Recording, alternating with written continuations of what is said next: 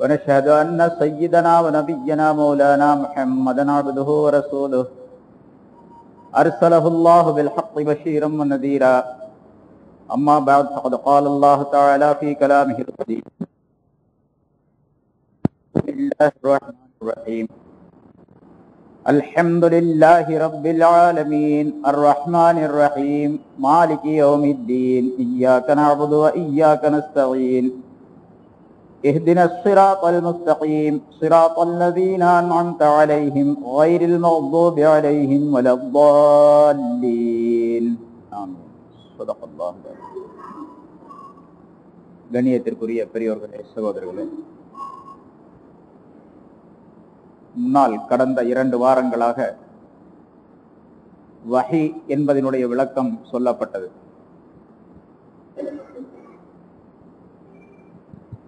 குர்ஆன் இருக்கின்றதே, அது பல்வேறு அம்சங்களை கொண்டதாக அல்லாஹ் தஆலா அருளி இருக்கின்றான்.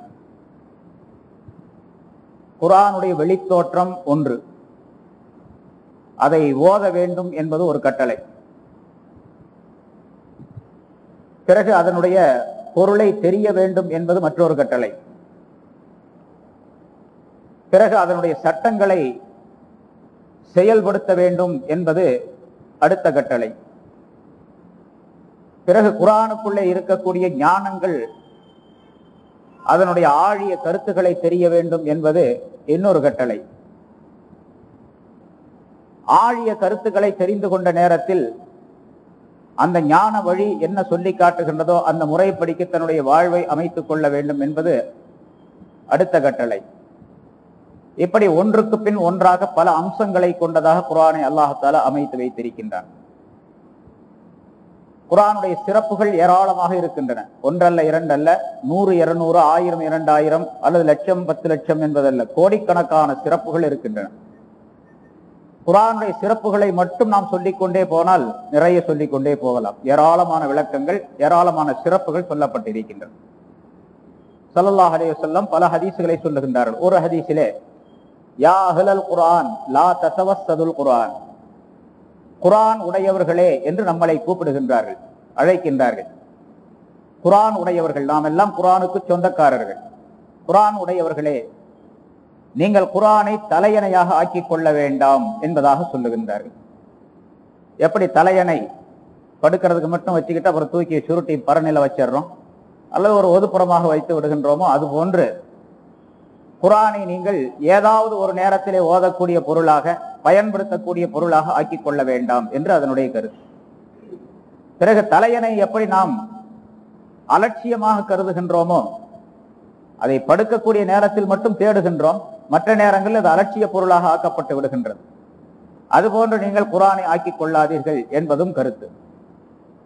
அதே போன்று மற்றொரு கருத்தும், தலைக்கு குர்ஆனை தலையணையை பயன்படுத்துவது போன்று நீங்கள் ஏதாவது ஒரு வேலைக்காக வேண்டிய குர்ஆனை பயன்படுத்தக்கூடிய நிலையையும் நீங்கள் உண்டாக்கி கொள்ளாதீர்கள் என்பதும் மற்றொரு கருத்து. குர்ஆனை நீங்கள் தலையணையாக ஆக்கிக் கொள்ள வேண்டாம். வத்துலூஹு ஹக்க திலாவத்திஹி மின் ஆனாஇல் லைலி வன்னஹார், இரவு நேரங்களிலும் பகல் நேரங்களிலும் அதன் ஓதும் முறை தெரிந்து நீங்கள் ஓதுங்கள் என்று சொல்லுகின்றார்கள். இது வெளித்தோற்றத்திலே குர்ஆனை பயன்படுத்தக்கூடிய முறையை ஸல்லல்லாஹு அலைஹி வஸல்லம் முதல் வாசகத்தில் சொன்னாங்க. இரண்டாவது, இரவிலும் பகலிலும் ஓத வேண்டும். அப்படி ஓதுவது முறை தெரிந்து ஓத வேண்டும். வத்துலூஹு ஹக்க திலாவத்திஹி, ஓதும் முறை பேணி ஓதுங்கள். ஓதுவதற்கென்று சில சட்டங்கள் இருக்கின்றன, அந்த முறைப்படிக்கு ஓத வேண்டும். அந்த சட்டங்களிலும் கூட கற்றறிந்த மேதைகள் அல்லது அதை கல்லாதவர்கள் என்று சொல்லப்பட்ட நிலையிலே பாகுபாடு இருக்கின்றது. சாதாரணமான மனிதர்களுக்கெல்லாம் குர்ஆனுடைய எழுத்துக்கள் எப்படி உச்சரிக்கப்பட வேண்டும் என்று இருக்கின்றதோ அந்த முறைப்படிக்கு உச்சரித்தால் போதுமானது, ஓதக்கூடிய அளவு போதுமானது. 28 எழுத்துக்களிலே, அரபியிலே 28 எழுத்துக்கள். இந்த 28 எழுத்துக்களை நுனி நாவிலிருந்து உதட்டிலிருந்து தொண்டைக்குழி வரைக்கும் எத்தனை இடங்களிலே எப்படி உச்சரிக்க வேண்டும் என்று அந்த எழுத்துக்களுக்கு நிபந்தனை சொல்லப்பட்டு இருக்கின்றதோ அந்த முறைப்படிக்கு உச்சரிப்பை வெளிப்படுத்துவது. எந்த இடத்திலே எந்த எழுத்து வெளியாக வேண்டுமோ அந்த எழுத்து அந்த இடத்திலே வெளியானால்தான் அது ஓதுவது, குர்ஆனை ஓதுவது என்பதாக பொருளாகும். அரபியர்கள் அல்லாதவர்கள் பெரும்பாலும் தவறு செய்து விடுகின்றார்கள். உலகத்திலே அரபிகள் ஒரு வகை, அரபி அல்லாதவர்கள் எல்லோரும் சேர்ந்து ஒரு வகை. முஸ்லிம்களிலே எடுத்துக்கொண்டால் அரபியர்கள் ஓதக்கூடிய முறையே தனியானது. அந்த முறையை ஓதுமாறு ஸல்லல்லாஹு அலைஹி வஸல்லம் அவர்கள் ஹதீஸிலே கட்டளையிடுகின்றார்கள். அவர்களுடைய முறைப்படிக்கு ஓத வேண்டும். அந்த முறைகள் உலமாக்களின் மூலமாக கற்றுத்தரப்பட்டு அது உலகம் முழுவதும் பரவலாக இருக்கின்றது. இருந்தாலும் பெரும்பாலான மனிதர்கள் இந்த அரபியினுடைய உச்சரிப்புகள் தெரியாத காரணத்தால், எழுத்துக்களுடைய உச்சரிப்பு தெரியாத காரணத்தால் தங்களுடைய இஷ்டப்படி ஓதக்கூடிய நிலை ஏற்பட்டு விடுகின்றது. அதன் காரணமாக தவறான கருத்துகள் ஏற்பட்டு என்ன பொருளிலே அது சொல்லப்பட்டு இருக்கின்றதற்கு மாற்றமான கருத்து, மாற்றமான பொருள் ஏற்பட்டு நமக்கு சாதகமாக குர்ஆன் பயன்படுத்தப்படுவதற்கு பதிலாக பாதகமாக ஆக்கிவிடக்கூடிய சூழ்நிலை ஏற்பட்டு விடுகின்றது. உதாரணமாக எழுத்துக்களிலே, அரபி எழுத்துக்களிலே வேறு எந்த மொழியிலும் இல்லாத ஒரு அற்புதமான உச்சரிப்புகளை கொண்ட எழுத்துக்களை அல்லாஹ் தஆலா அமைத்து வைத்திருக்கின்றார். உதாரணமாக வாத் என்பது இருக்கின்றது. சாதுக்கு அடுத்ததாக வரக்கூடிய வாத் இருக்கின்றது. அது எப்படி உச்சரிக்கப்பட வேண்டும்? நாக்கினுடைய இரண்டு ஓரங்களும் இரண்டு கடைவாய்களிலே, கடைவாயுடைய இரண்டு பகுதிகளிலும் அடிபடக்கூடிய அளவுக்கு அதனை உச்சரிக்க வேண்டும். வாத் என்பதாக அதை சொல்லிக் கொடுக்க வேண்டும் என்று சொன்னால் அது கொஞ்சம் பயிற்சி மக்தபுகளிலே, அதனால்தான் ஓதக்கூடிய நேரத்திலே குழந்தைகளுக்கு அந்த எழுத்துக்களை மிகச்சரியாக உச்சரித்து சொல்லிக் கொடுக்கப்பட வேண்டும் என்பது வலியுறுத்தப்படுகின்றது. இந்த வாத் என்பதை, அதை சொல்லக்கூடிய அந்த முறையை தவறி உச்சரித்தால் வரக்கூடிய அந்த வார்த்தைகளிலே வேறுபாடு, கருத்து வேறுபாடு ஏற்பட்டுவிடும், பொருள் வேறுபாடு ஏற்பட்டுவிடும். உதாரணமாக குர்ஆனிலே பாவ் என்ற வார்த்தை நிறைய வருகின்றது. பாவுக்கும் மிம் பாவின் அல்லது பாவுகும் என்ற வார்த்தைகள் நிறைய பார்க்கலாம். குர்ஆன் ஓதக்கூடியவங்களுக்கு தெரியும். இந்த பாவுகும் அது உருது மொழியிலும் கூட வாத் என்பதை ஜாத் என்பதாக உச்சரிக்கின்றார்கள். அதுவும் தவறான விஷயம். அப்படி உச்சரித்தால் அது அர்த்தம் வேறு மாதிரி மாறிவிடும், அதற்கு பொருளே வேறாக ஆகிவிடும். எந்த பொருள் அதற்கு பாவ் என்பதற்கு இருக்கின்றதோ அந்த பொருள் பாஸ் என்பதற்கு வராது. ஆகவே குர்ஆனை மட்டும் ஓதக்கூடிய நேரத்திலே அரபி மொழியிலே உச்சரிப்பு எப்படி இருக்கின்றதோ அப்படி உச்சரிக்க வேண்டும். இல்லாவிட்டால் கருத்து அர்த்தம் மாறிவிடும். இந்த பாவ் என்பதை சாதாரணமாக பால் என்பதாக உச்சரித்து விட்டால், பாவோகும் என்ற வார்த்தையை பாலுகும் என்பதாக சொன்னார். இப்ப நான் சொல்லும்போது ரெண்டு குர்ஆனுடைய அந்த வித்தியாசம், அர்த்த எழுத்துக்களுடைய வித்தியாசம் தெரியாதுங்கிற ரெண்டும் ஒரே மாதிரி தான் இருக்கு. பாவோகும் அப்படின்னு சொன்னாலும் அல்ல பாலுகும் அப்படின்னு சொன்னாலும் ரெண்டும் ஒரே மாதிரி தெரியும். ஆனா நான் சொல்றதுல ரெண்டுமே மலைக்கும் மடுவுக்கும் உள்ள வித்தியாசம் இருக்குது. பாவோகும் என்று சொன்னால் அது வேற உச்சரிப்பு, பாலுகும் என்று சொன்னால் அது வேற உச்சரிப்பு. இப்ப பாவ் என்று சொன்னால் சிலது என்று பொருள், பால் என்று சொன்னால் புருஷன் அப்படிங்கிற பொருள் அர்த்தம். பாவோகம் அவர்களில் சிலர் அப்படிங்கிற அர்த்தம் வந்துடும்.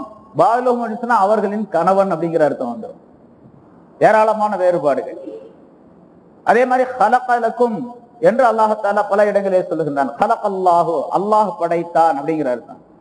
இந்த ஹா என்பதை காராமல் ஹலகலக்கும் என்று சொன்னால் அல்லது ஹலகல்லாஹ் என்று சொன்னால் அல்லாஹ் சிறைத்தான் அப்படிங்கிற அர்த்தம் வந்துடும். இது மாதிரி ஒன்றல்ல இரண்டல்ல ஆயிரக்கணக்கான வித்தியாசங்கள் வந்துடும். நிறைய எழுத்து மாறுபாட்டின் காரணமாக, உச்சரிப்புடைய மாறுபாட்டின் காரணமாக பொருள் வேறுபாடாக ஆகிவிடும். அதனால அதை ஓதும் முறை பேணி ஓதுங்கள் என்று ஸல்லல்லாஹு அலைஹி வஸல்லம் அவர்கள் சொல்லுகின்றார்கள். அதற்கு வேறொரு ஹதீஸிலே ஸல்லல்லாஹு அலைஹி வஸல்லம் சொல்லுகின்றார்கள், அரபியர்கள் எப்படி ஓதுகின்றார்களோ அப்படி ஓதுங்கள் என்பதாக. அரபியர்கள் எப்படி ஓதுகின்றார்களோ அப்படி ஓதுங்கள். நம்ம அரபு நாட்டுக்காரர்களே இப்ப உலகம் முழுவதும் இந்த கேசட்டின் மூலமாக, ஒலி நாடாவின் மூலமாக அது பதிவு செய்யப்பட்டு எங்கெல்லாம் நிறைய உலகம் முழுவதும் பரவி இருக்கின்றது. அரபியர்கள் ஓதக்கூடிய அந்த உச்சரிப்பு முறை, அந்த முறைப்படிக்கு ஓத வேண்டும் என்பது பொருள். இது சாதாரணமான மனிதர்களுக்கு. விஷயம் தெரிந்தவர்கள், ஆலிம்களாக இருக்கக்கூடியவர்கள், சட்டம் தெரிந்தவர்கள் இருக்கின்றார்கள், அவர்களுக்கு அதைவிட ஒருபடி மேலாக தஜ்வீதுடைய முறை என்று ஒன்று இருக்கின்றது. எழுத்துக்களை ஒன்றோடு ஒன்று சேர்க்கும் பொழுது, ஒரு வார்த்தையை மற்றொரு வார்த்தையோடு சேர்க்கும் பொழுது அதை எப்படி சேர்க்க வேண்டும், எந்த அமைப்பில் அது உச்சரிக்கப்பட வேண்டும் என்பதெல்லாம் சொல்லப்பட்டு இருக்கின்றது. அதற்கு தஜ்வீதுடைய முறை என்பதாக சொல்லப்படும், அல்லது தர்த்தீல் என்பதாக சொல்லப்படும். அல்லாஹ் தஆலா குர்ஆனிலே ஒரு இடத்திலே வரத்திலில் குர்ஆன தர்த்தீலா என்று சொல்லுகின்றான் சூரத்துல் முஸம்மிலில். குர்ஆனை அது ஓதக்கூடிய முறைப்படிக்கு ஓதக்கூடிய அம்சங்களோடு சரியாக ஓதுவீராக என்று ரசூலுல்லாஹி ஸல்லல்லாஹு அலைஹி வஸல்லம் அவர்களுக்கே அல்லாஹ் தஆலா கட்டளை இடுகின்றார். வெறுமனே குர்ஆனை ஓதுவீராக என்று சொல்லவில்லை. அந்த ஓதக்கூடியதிலே ஒரு முறை இருக்கின்றது, தொடர்புடைய தன்மை இருக்கின்றது. ஒரு எழுத்தை மற்றொரு எழுத்தோடு, ஒரு கலிமாவை ஒரு வார்த்தையை மற்றொரு கலிமாவோடு, ஒரு வாசகத்தை மற்றொரு வாசகத்தோடு சேர்த்து ஓதக்கூடிய நேரத்திலே ஒவ்வொரு எழுத்தும் எந்தெந்த இடத்திலே எந்த அமைப்பின்படி என்ன நிலையில் வர வேண்டுமோ அந்த நிலைப்படிக்கு, அந்த முறைப்படிக்கு வருவதற்கு பெயர் சொல்லப்படுவதற்கு பெயர் தஜ்வீத் என்பதாக, தர்த்தீல் என்பதாக சொல்லப்படும். இது கற்றறிந்த மேதைகளுக்குரிய சட்டங்கள். சாதாரணமாக இருக்கக்கூடியவர்கள், பொதுமக்களாக இருக்கக்கூடியவர்கள் முன்னால் சொல்லப்பட்ட முறைப்படி எழுத்து எந்த இடத்துல உச்சரிக்கப்பட வேண்டுமோ அந்த இடத்துல உச்சரித்தா போதுமானது. அதுவே உச்சரிக்கிறது ரொம்ப கஷ்டம். இப்போ யாராவது ஒருத்தர் அல்ஹம்து சூரா மட்டும் சரியா ஓத சொல்லி பாருங்க. சில பேர் ஓதிடலாம், ஓதுறாங்க இருக்கிறாங்க. ஆனா பெரும்பாலானவர்கள் சூரத்துல் ஃபாத்திஹா கூட சரியா ஓத தெரியாதவங்க தான் இருக்கிறாங்க. 100க்கு 75 பேர் அல்லது 80 பேர் அல்லது 90 பேர் எடுத்துக்கலாம், சூரத்துல் ஃபாத்திஹாவை சரியா ஓத தெரியாது.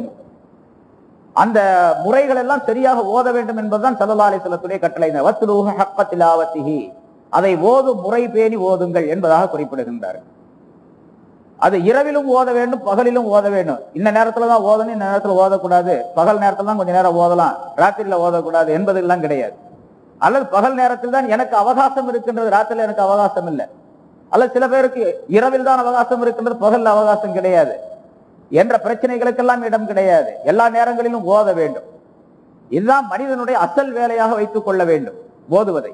ஏனென்றால் அது ஓதுவதின் மூலமாகத்தான் மனிதனுடைய இந்த உலகத்தினுடைய வாழ்க்கை சீர்பெறும், சரியாக அமையும். குர்ஆனை ஓதுவதன் மூலமாகத்தான் உலகத்தினுடைய வாழ்க்கையை சீராக்கப்படும். அது எப்படி எதிர்த்து அப்படின்னு கேட்கலாம்.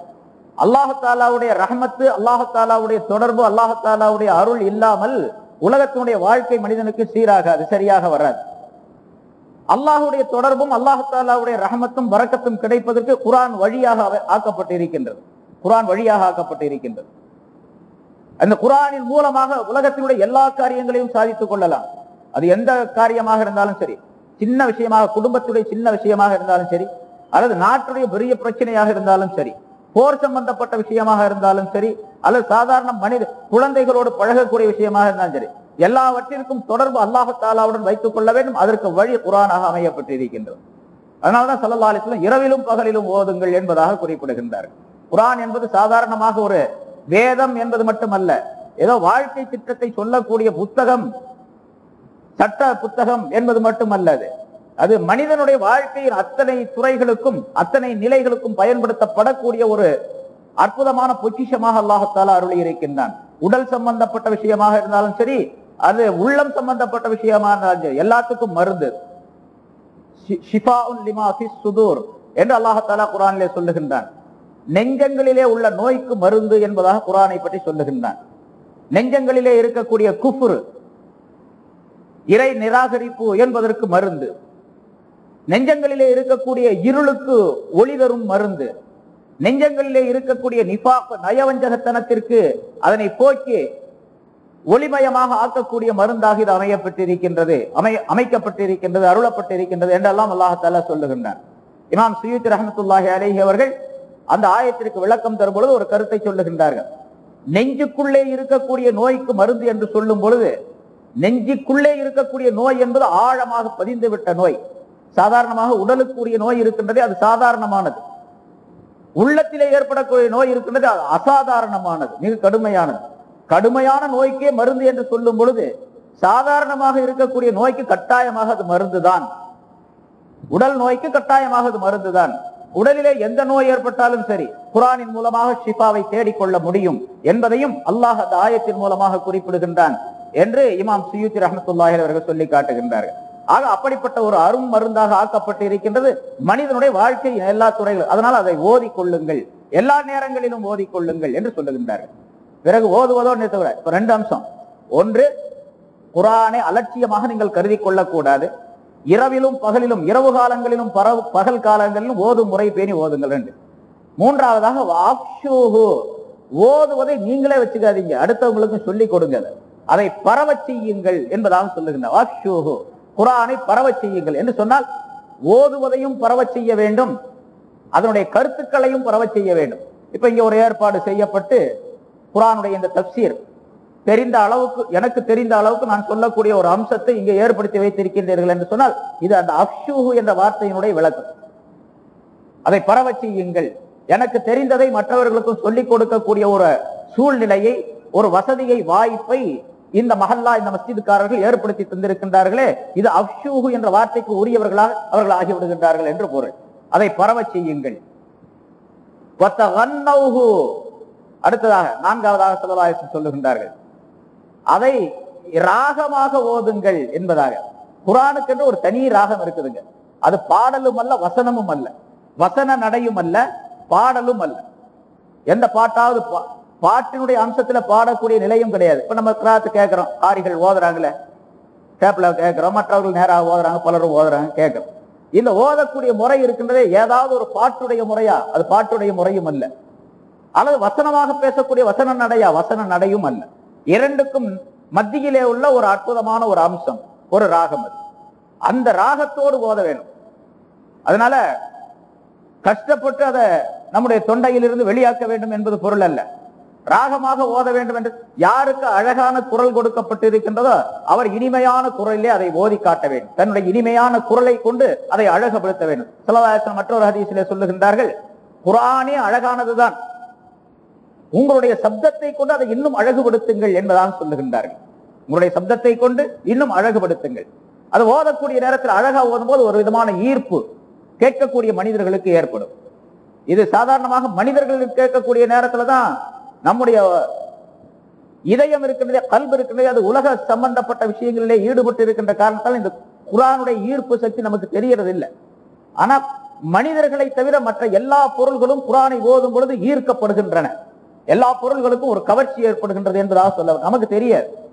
ஒரு மரத்துக்கு பக்கத்துல நீங்க போய் குர்ஆனை ஓதுங்க, அழகான குரல்ல ஓதுனீங்கன்னா அந்த மரம் இயற்கையாகவே அதனுடைய அம்சத்திலே அது மெய் மறந்து கேட்கக்கூடிய நிலை உடையதாக இருக்கும். நமக்கு தெரியாத ஒரு மலைக்கு பக்கத்துல போய் ஓதுங்க, அந்த மலை அப்படியே ரசித்து கேட்கக்கூடிய தன்மை அல்லாஹ் தஆலா ஆக்கி வச்சிருக்கிறான்.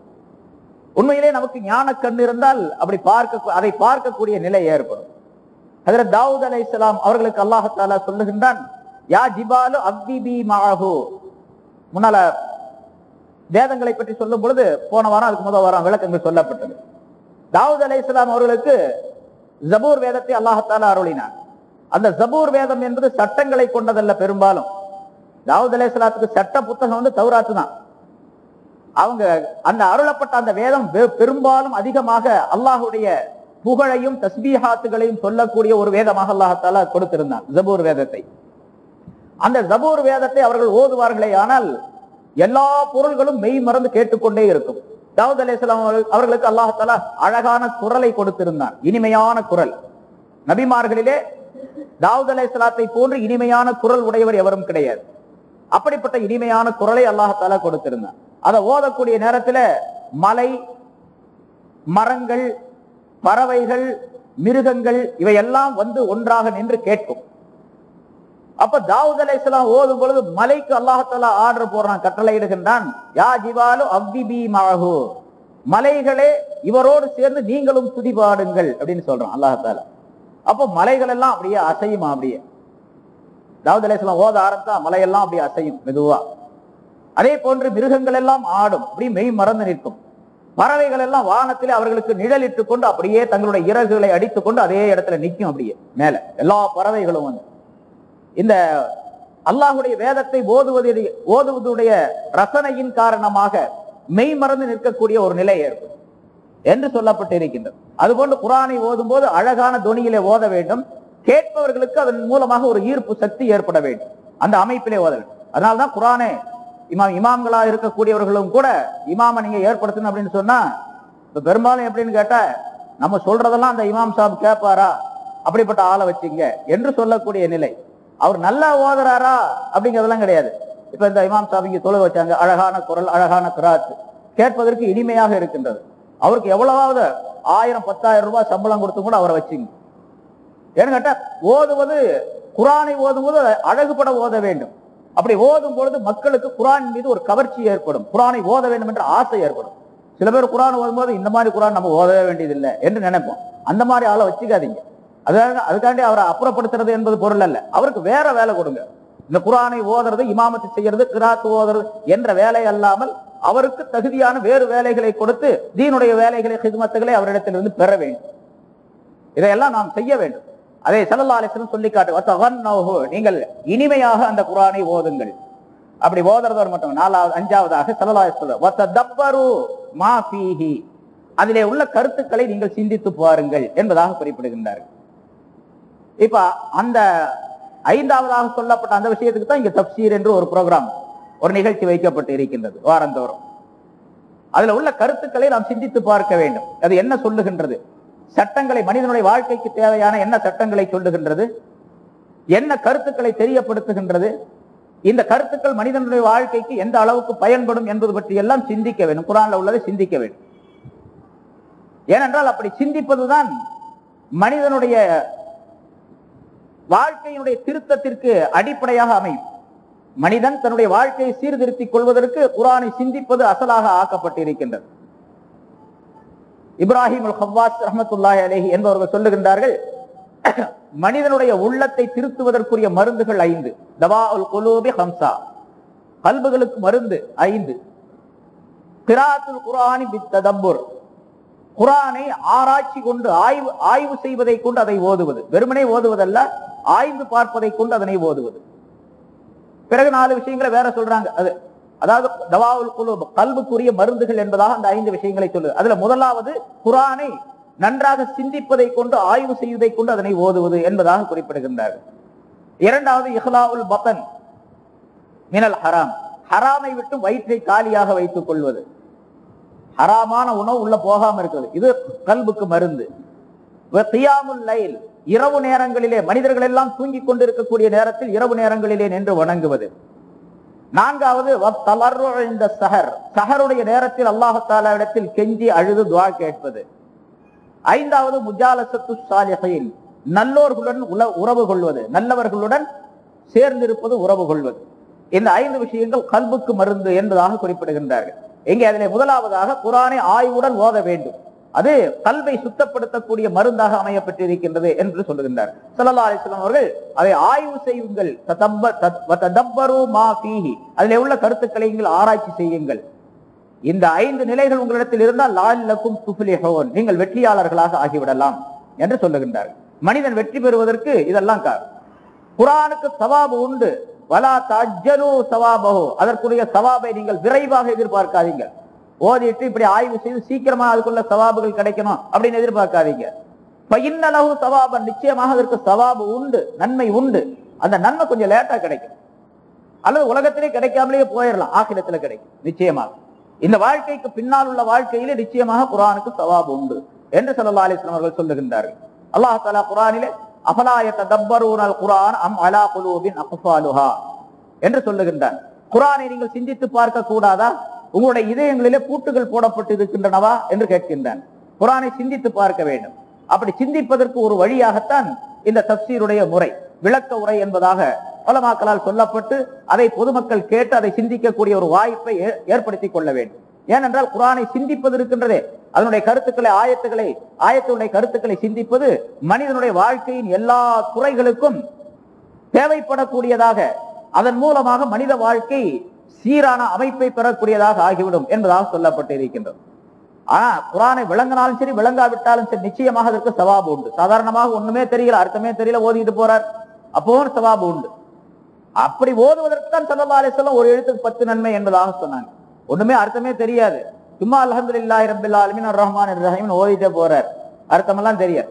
அப்படி ஓதனாவே ஒன்றுக்கு 10, ஒரு எழுத்துக்கு 10 நன்மைகள் உண்டு என்று ஸல்லல்லாஹு அலைஹி வஸல்லம் அவர்கள் சொல்லுகின்றார்கள்.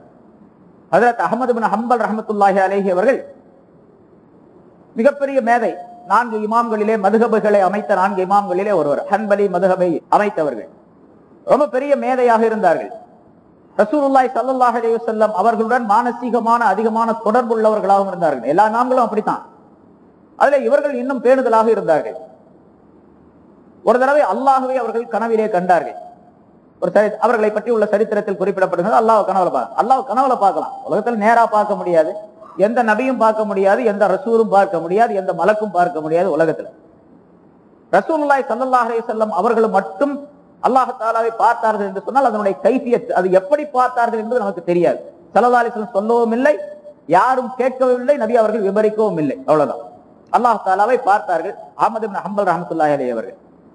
அப்ப அல்லாஹ் தஆலாவிடத்தில் கேட்டார்களாம் அஹ்மத் இப்னு ஹம்பல் ரஹ்மத்துல்லாஹி அலைஹி, யா ரப்பி பிமா யத்தகர்ரபு இலைக்கல் முத்தகர்ரிபூன், உன்னிடத்தில் நெருக்கம் பெற வேண்டும் என்று விரும்பக்கூடியவர்கள் எந்த பொருளின் மூலமாக நெருக்கம் பெற முடியும் என்பதாக கேட்டார். உன்னிடத்தில் ரொம்ப நெருங்கி வரணும்னு சொன்னா எதன் மூலமாக அந்த நெருக்கம் பெற முடியும் என்பதாக.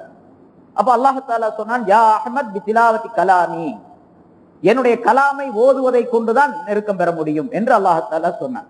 என்னுடைய கலாமுல்லா, அல்லாஹ்வுடைய கலாமை, திருவசனங்களான இந்த வேதத்தை ஓதுவதை கொண்டுதான் என்று அல்லாஹ் தஆலா சொன்னான். அப்ப அஹ்மத் இப்னு ஹம்பல் திருப்பி கேட்டாங்களா அல்லாஹ் தஆலா இடத்துல, யா ரப்பி பி ஃபஹ்மின் நம்பி கைரி ஃபஹ்மின், விளங்கிய விளங்காமலா அப்படின்னு கேட்டாரு. விளங்கி ஓதனா நெருக்கம் பெற முடியுமா, விளங்காம ஓதனா நெருக்க முடியுமா? அப்ப அல்லாஹ் தஆலா திருப்பி சொன்னா, யா அஹ்மத் பி ஃபஹ்மின் வ பி கைரி ஃபஹ்மின், விளங்கினாலும் சரி விளங்காவிட்டாலும் சரி அப்படின்னு சொல்லி அல்லாஹ் சொன்னான். விளங்கினாலும் விளங்காவிட்டாலும். இப்ப இது சாதாரணமாக நமக்கு என்ன தெரியுது, அர்த்தம் விளங்கினாலும் சரி விளங்காவிட்டாலும் சரி இந்த கலாமை கொண்டு, குர்ஆனை கொண்டு அல்லாஹ்விடத்தில் நெருக்கத்தை பெற முடியும் அப்படிங்கிறது சொல்லப்பட்டிருக்கின்றது. இந்த வாசகத்தின் மூலம், சம்பவத்தின் மூலமாக தெரியப்படுத்தப்படுகின்றது. இதுக்கு சூஃபியாக்கள் வேறொரு கருத்து எழுதுறாங்க. இமாம் அப்துல் வஹாப் ஷாரானி ரஹ்மத்துல்லாஹி அலைஹி அவர்கள் தங்களுடைய தபகாத்துல் குப்ரா என்ற நூலில் இந்த வாசகத்தை இமாம் அஹ்மத் இப்னு ஹம்பல் ரஹ்மத்துல்லாஹி அவர்கள் சொல்லி இந்த வாசகத்தை எழுதி விட்டு பிறகு சொல்லுகின்றார்கள், விளங்கினாலும் சரி விளங்காவிட்டாலும் சரி அப்படின்னு சொல்றதுக்கு என்ன கருத்துன்னு கேட்டா, விளங்கினாலும் என்று சொன்னால் சாதாரணமாக ஷரியத்துடைய உலமாக்கள், வெளித்தோற்றமான அர்த்தம் செய்யக்கூடிய விளக்கம் இருக்கக்கூடிய உலமாக்கள் விளங்குகின்றார்களே, அந்த விளக்கம் தான் விளங்குவது என்பதாக பொருள். நாமெல்லாம் சாதாரணமாக இருக்கக்கூடிய வெளித்தோற்றமான ஷரியத்துடைய உலமாக்கள், தரீகத்துடைய உலமாக்கள் என்று ஒரு சாரார் இருக்கின்றார்கள். அவர்களுக்கு குர்ஆனில் உள்ள அந்தரங்கமான கருத்துக்கள் விளங்கும். அந்தரங்கமான கருத்துக்களை விளங்குவதற்குரிய ஆற்றலை அவர்கள் பெற்றிருக்கின்றார்கள். ஏனென்றால் குர்ஆன்ல ரெண்டு விதமான அர்த்தமும் இருக்குது. ஒன்று, இப்ப நம்ம சொல்றதெல்லாம் வெளித்தோற்றமான அர்த்தம் தான். வெளித்தோற்றமான அர்த்தம் தான் எனக்கு தெரியும். இதுக்கு மறைமுகமான உள்ரங்கமான அர்த்தம் ஒண்ணு இருக்குது. அது இருக்குதுன்னு யாரு சொன்னா? ரசூலுல்லாஹி ஸல்லல்லாஹு அலைஹி வஸல்லம் சொன்னாங்க. ஸல்லல்லாஹு அலைஹி வஸல்லம் சொல்லுகின்றார்கள், லஹு லஹ்ரு வ பத்னுன் என்று ஒரு ஹதீஸுடைய தொடர்ல அதை சொல்றாங்க. இந்த குர்ஆனுக்கு லஹர் வெளித்தோற்றமும் இருக்கின்றது, உள்தோற்றமும் இருக்கின்றது என்பதாக சொல்லுகின்றார்கள். வெளித்தோற்றமான அர்த்தமும் இருக்கின்றது, அந்தரங்கமான அர்த்தமும் இருக்கின்றது என்பதால் இந்த அந்தரங்கமான அர்த்தம் என்பது ஆயிரக்கணக்கான விதத்திலே மாறுபட்ட கருத்துக்களை கொண்டதாக சூஃபியாக்களால் சொல்லப்பட்டிருக்கின்றது. ஒவ்வொருத்தரும் ஒவ்வொரு கருத்து, அந்த ஒவ்வொரு ஆயத்திற்கும் ஒவ்வொரு கருத்து. அதை பார்க்கும்போது நம்முடைய அறிவெல்லாம் திகைத்து விடும். அப்படிப்பட்ட அற்புதமான அந்தரங்க கருத்துக்களை எல்லாம் குர்ஆனுக்கு சொல்லி தந்திருக்கின்றார்கள். நிறைய இருக்கு. இங்க சாதாரணமாக வெளித்தோற்றத்துடைய உலமாக்கள் விளங்கக்கூடிய கருத்து இருக்கின்றது, அதுதான் குர்ஆனை விளங்குறது அப்படிங்கிறது. அப்படின்னு சொன்னா என்ன அர்த்தம் கேட்டா, ஹகீகத்துடைய உலமாக்கள், அந்தரங்கமான உலமாக்கள் இருக்கின்றார்களே, அவர்கள் சம்பந்தப்பட்ட விஷயம் தான் விளங்காதது அப்படின்னு. அது சாதாரண உலமாக்களுக்கு விளங்காது. அதனால விளங்காவிட்டாலும் என்று சொன்னால் சாதாரண உலமாக்களுக்கு விளங்காவிட்டாலும் அதற்கு நன்மை உண்டு என்று சொல்லி இருக்கின்றார்கள். ஏனென்றால் இந்த ஹகீகத்துடைய உலமாக்கள், அந்தரங்கமான கருத்துடைய உலமாக்கள் இருக்கின்றார்களே, இவர்கள் குர்ஆனை விளங்குவதற்கு ஒரு கருவியை கொண்டோ ஒரு ஆசிரியரை கொண்டோ அதை விளங்கக்கூடிய தன்மை உடையவர்களாக இருப்பதில்லை. அல்லாஹ் ஸல்லல்லாஹு அலைஹி வஸல்லம் ஒரு ஹதீஸ்ல சொல்லுகின்றார்கள், மன் அமில பிமா அலிம, எவர் கற்றதை கொண்டு அமல் செய்வாரேயானால், கற்றபடி அமல் செய்வாரேயானால், அது எல்லாம் தமிழ்லையும் சொல்லப்பட்ட விஷயம், அது குர்ஆன்லையும் சொல்லப்பட்டிருக்கு, நிற்க அதற்கு தக அப்படின்னு சொல்லி, அதாவது கற்றபடி நடப்பது. ஸல்லல்லாஹு அலைஹி வஸல்லம் அதை இப்படி சொல்லுகின்றார், மன் அமில பிமா அலிம, அறிந்ததை கொண்டு அமல் செய்வாரேயானால் வர்ரஸஹுல்லாஹு மாலம் யஅலம், அவருக்கு தெரியாத விஷயங்களை எல்லாம் அல்லாஹ் தஆலா அவருக்கு வாரிசாக்கி கொடுப்பான், கற்றுக் கொடுப்பான் அப்படிங்கிறார். கற்றதை கொண்டு அமல் செய்யக்கூடிய ஒரு மனப்பான்மை நிலை வந்து விட்டால் இவருக்கு தெரியாத மறைமுகமான விஷயங்களை எல்லாம் அல்லாஹ் தஆலா அவருக்கு கற்றுக் கொடுப்பார். இதற்கு இமாம் கஸாலி ரஹ்மத்துல்லாஹி அலைஹி அவர்கள் ஒரு உதாரணத்தை சொல்லுகின்றார்கள். ஒரு ஹவுஸ் இருக்கின்றது, ஹவுஸ் ஒலி செய்யக்கூடிய ஹவுஸ் இருக்கின்றது. அது அந்த ஹவுலுக்கு 2 விதத்திலே தண்ணீர் வந்து சேரக்கூடிய வழிகள் இருக்கின்றன. 2 வழிகள் இருக்கின்றன. ஒன்று, வெளியிலிருந்து, ஹவுஸுக்கு வெளியிலிருந்து பைப்பின் மூலமாக, குழாயின் மூலமாகவோ அல்லது ஆற்று தண்ணீரோ கிணற்று தண்ணீரோ அதற்கு வந்து சேரக்கூடிய ஒரு வழி. அந்த வழியின் மூலமாக அதற்கு வெளியிலிருந்து உள்ளே அந்த ஹவுலுக்குள்ளே விழுகக்கூடிய அளவுக்கு தண்ணீர் அமைப்பிலே தண்ணீர் வந்து சேருகின்றது.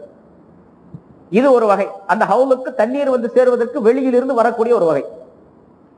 இன்னொரு வகை, அந்த ஹவுலுக்கு தண்ணீர் வந்து சேருவதற்கு அந்த ஹவுலுக்கு கீழே உள்ள பகுதி இருக்கின்றதே, அந்த பூமி நிலப்பகுதி, அது நல்ல நீர் வளம் உள்ள பகுதியாக இருக்கின்றது. அந்த ஹவுஸுக்கு கீழே இருந்தே தண்ணீர் ஊற்றெடுத்து பெருக்கெடுத்து வருகின்றது. இப்படிப்பட்ட ஒரு அமைப்புள்ள ஒரு ஹவுஸ் இருக்கின்றது என்று வைத்துக் கொள்ளுங்கள். இப்ப இந்த 2 விதமான ஹவுஸ்ல எது சிறந்த ஹவுஸ் என்பதாக நீங்கள் கருதுவீர்கள் என்று ஒரு கேள்வியை போடுறார். இந்த வெளியிலிருந்து தண்ணீர் வந்து ஊற்றக்கூடிய ஹவுஸ் இருக்கின்றதே, அது வெளியிலிருந்து வரக்கூடிய தண்ணீர் அசுத்தமாகவும் இருக்கலாம், மாறுபட்ட நிறமுடையதாக ருசி உடையதாகவும் இருக்கலாம். சில நேரங்களில் தண்ணீர் வரலாம், சில நேரங்களில் தண்ணீர் வராமலும் போகலாம். ஆகவே அப்படிப்பட்ட நேரங்களில் எல்லாம் ஒன்று இந்த ஹவுலாகிறது அசுத்தமாக இருக்கும், கிருமிகள் உடையதாக இருக்கும், அல்லது மாறுபட்ட குணம் உடையதாக நிறமுடையதாக இருக்கும், அல்லது அந்த ஹவுஸ்ல தண்ணியே இல்லாமலும் போய்விடும் வெளியே தண்ணீர் வருவதின் காரணமாக. இந்த ஹவுலுக்கு கீழே இருந்து பூமியிலே ஊற்றெடுத்து அந்த நீரூற்றின் காரணமாக ஹவுல் எப்பொழுதுமே நிரம்பிக் கொண்டிருக்கக்கூடிய நிலை இருக்கின்றதே, அந்த நீர் ஊற்று வற்றாத நீர் ஊற்றாக பொங்கி வடிந்து கொண்டிருக்கக்கூடியதாக இருக்கின்றது என்று வைத்துக் கொண்டால் அந்த ஹவுலிலே தண்ணீர் எப்பொழுதுமே நிரம்பியே இருக்கும். அதுல எப்பொழுதுமே தண்ணீர் குறைய தண்ணீராகவும் இருக்கும், ருசியான தண்ணீராகவும் இருக்கும், நிறம் மாறாத தண்ணீராகவும் இருக்கும், எல்லா நேரங்களிலும் கிடைத்துக் கொண்டிருக்கக்கூடிய தண்ணீராக இருக்கும். இது போன்றுதான் மனிதனுடைய உள்ளம். அந்த ஹவுல் என்பது மனிதனுடைய கல்பு. அவர்கள் உதாரணம் தருகின்றார்கள்.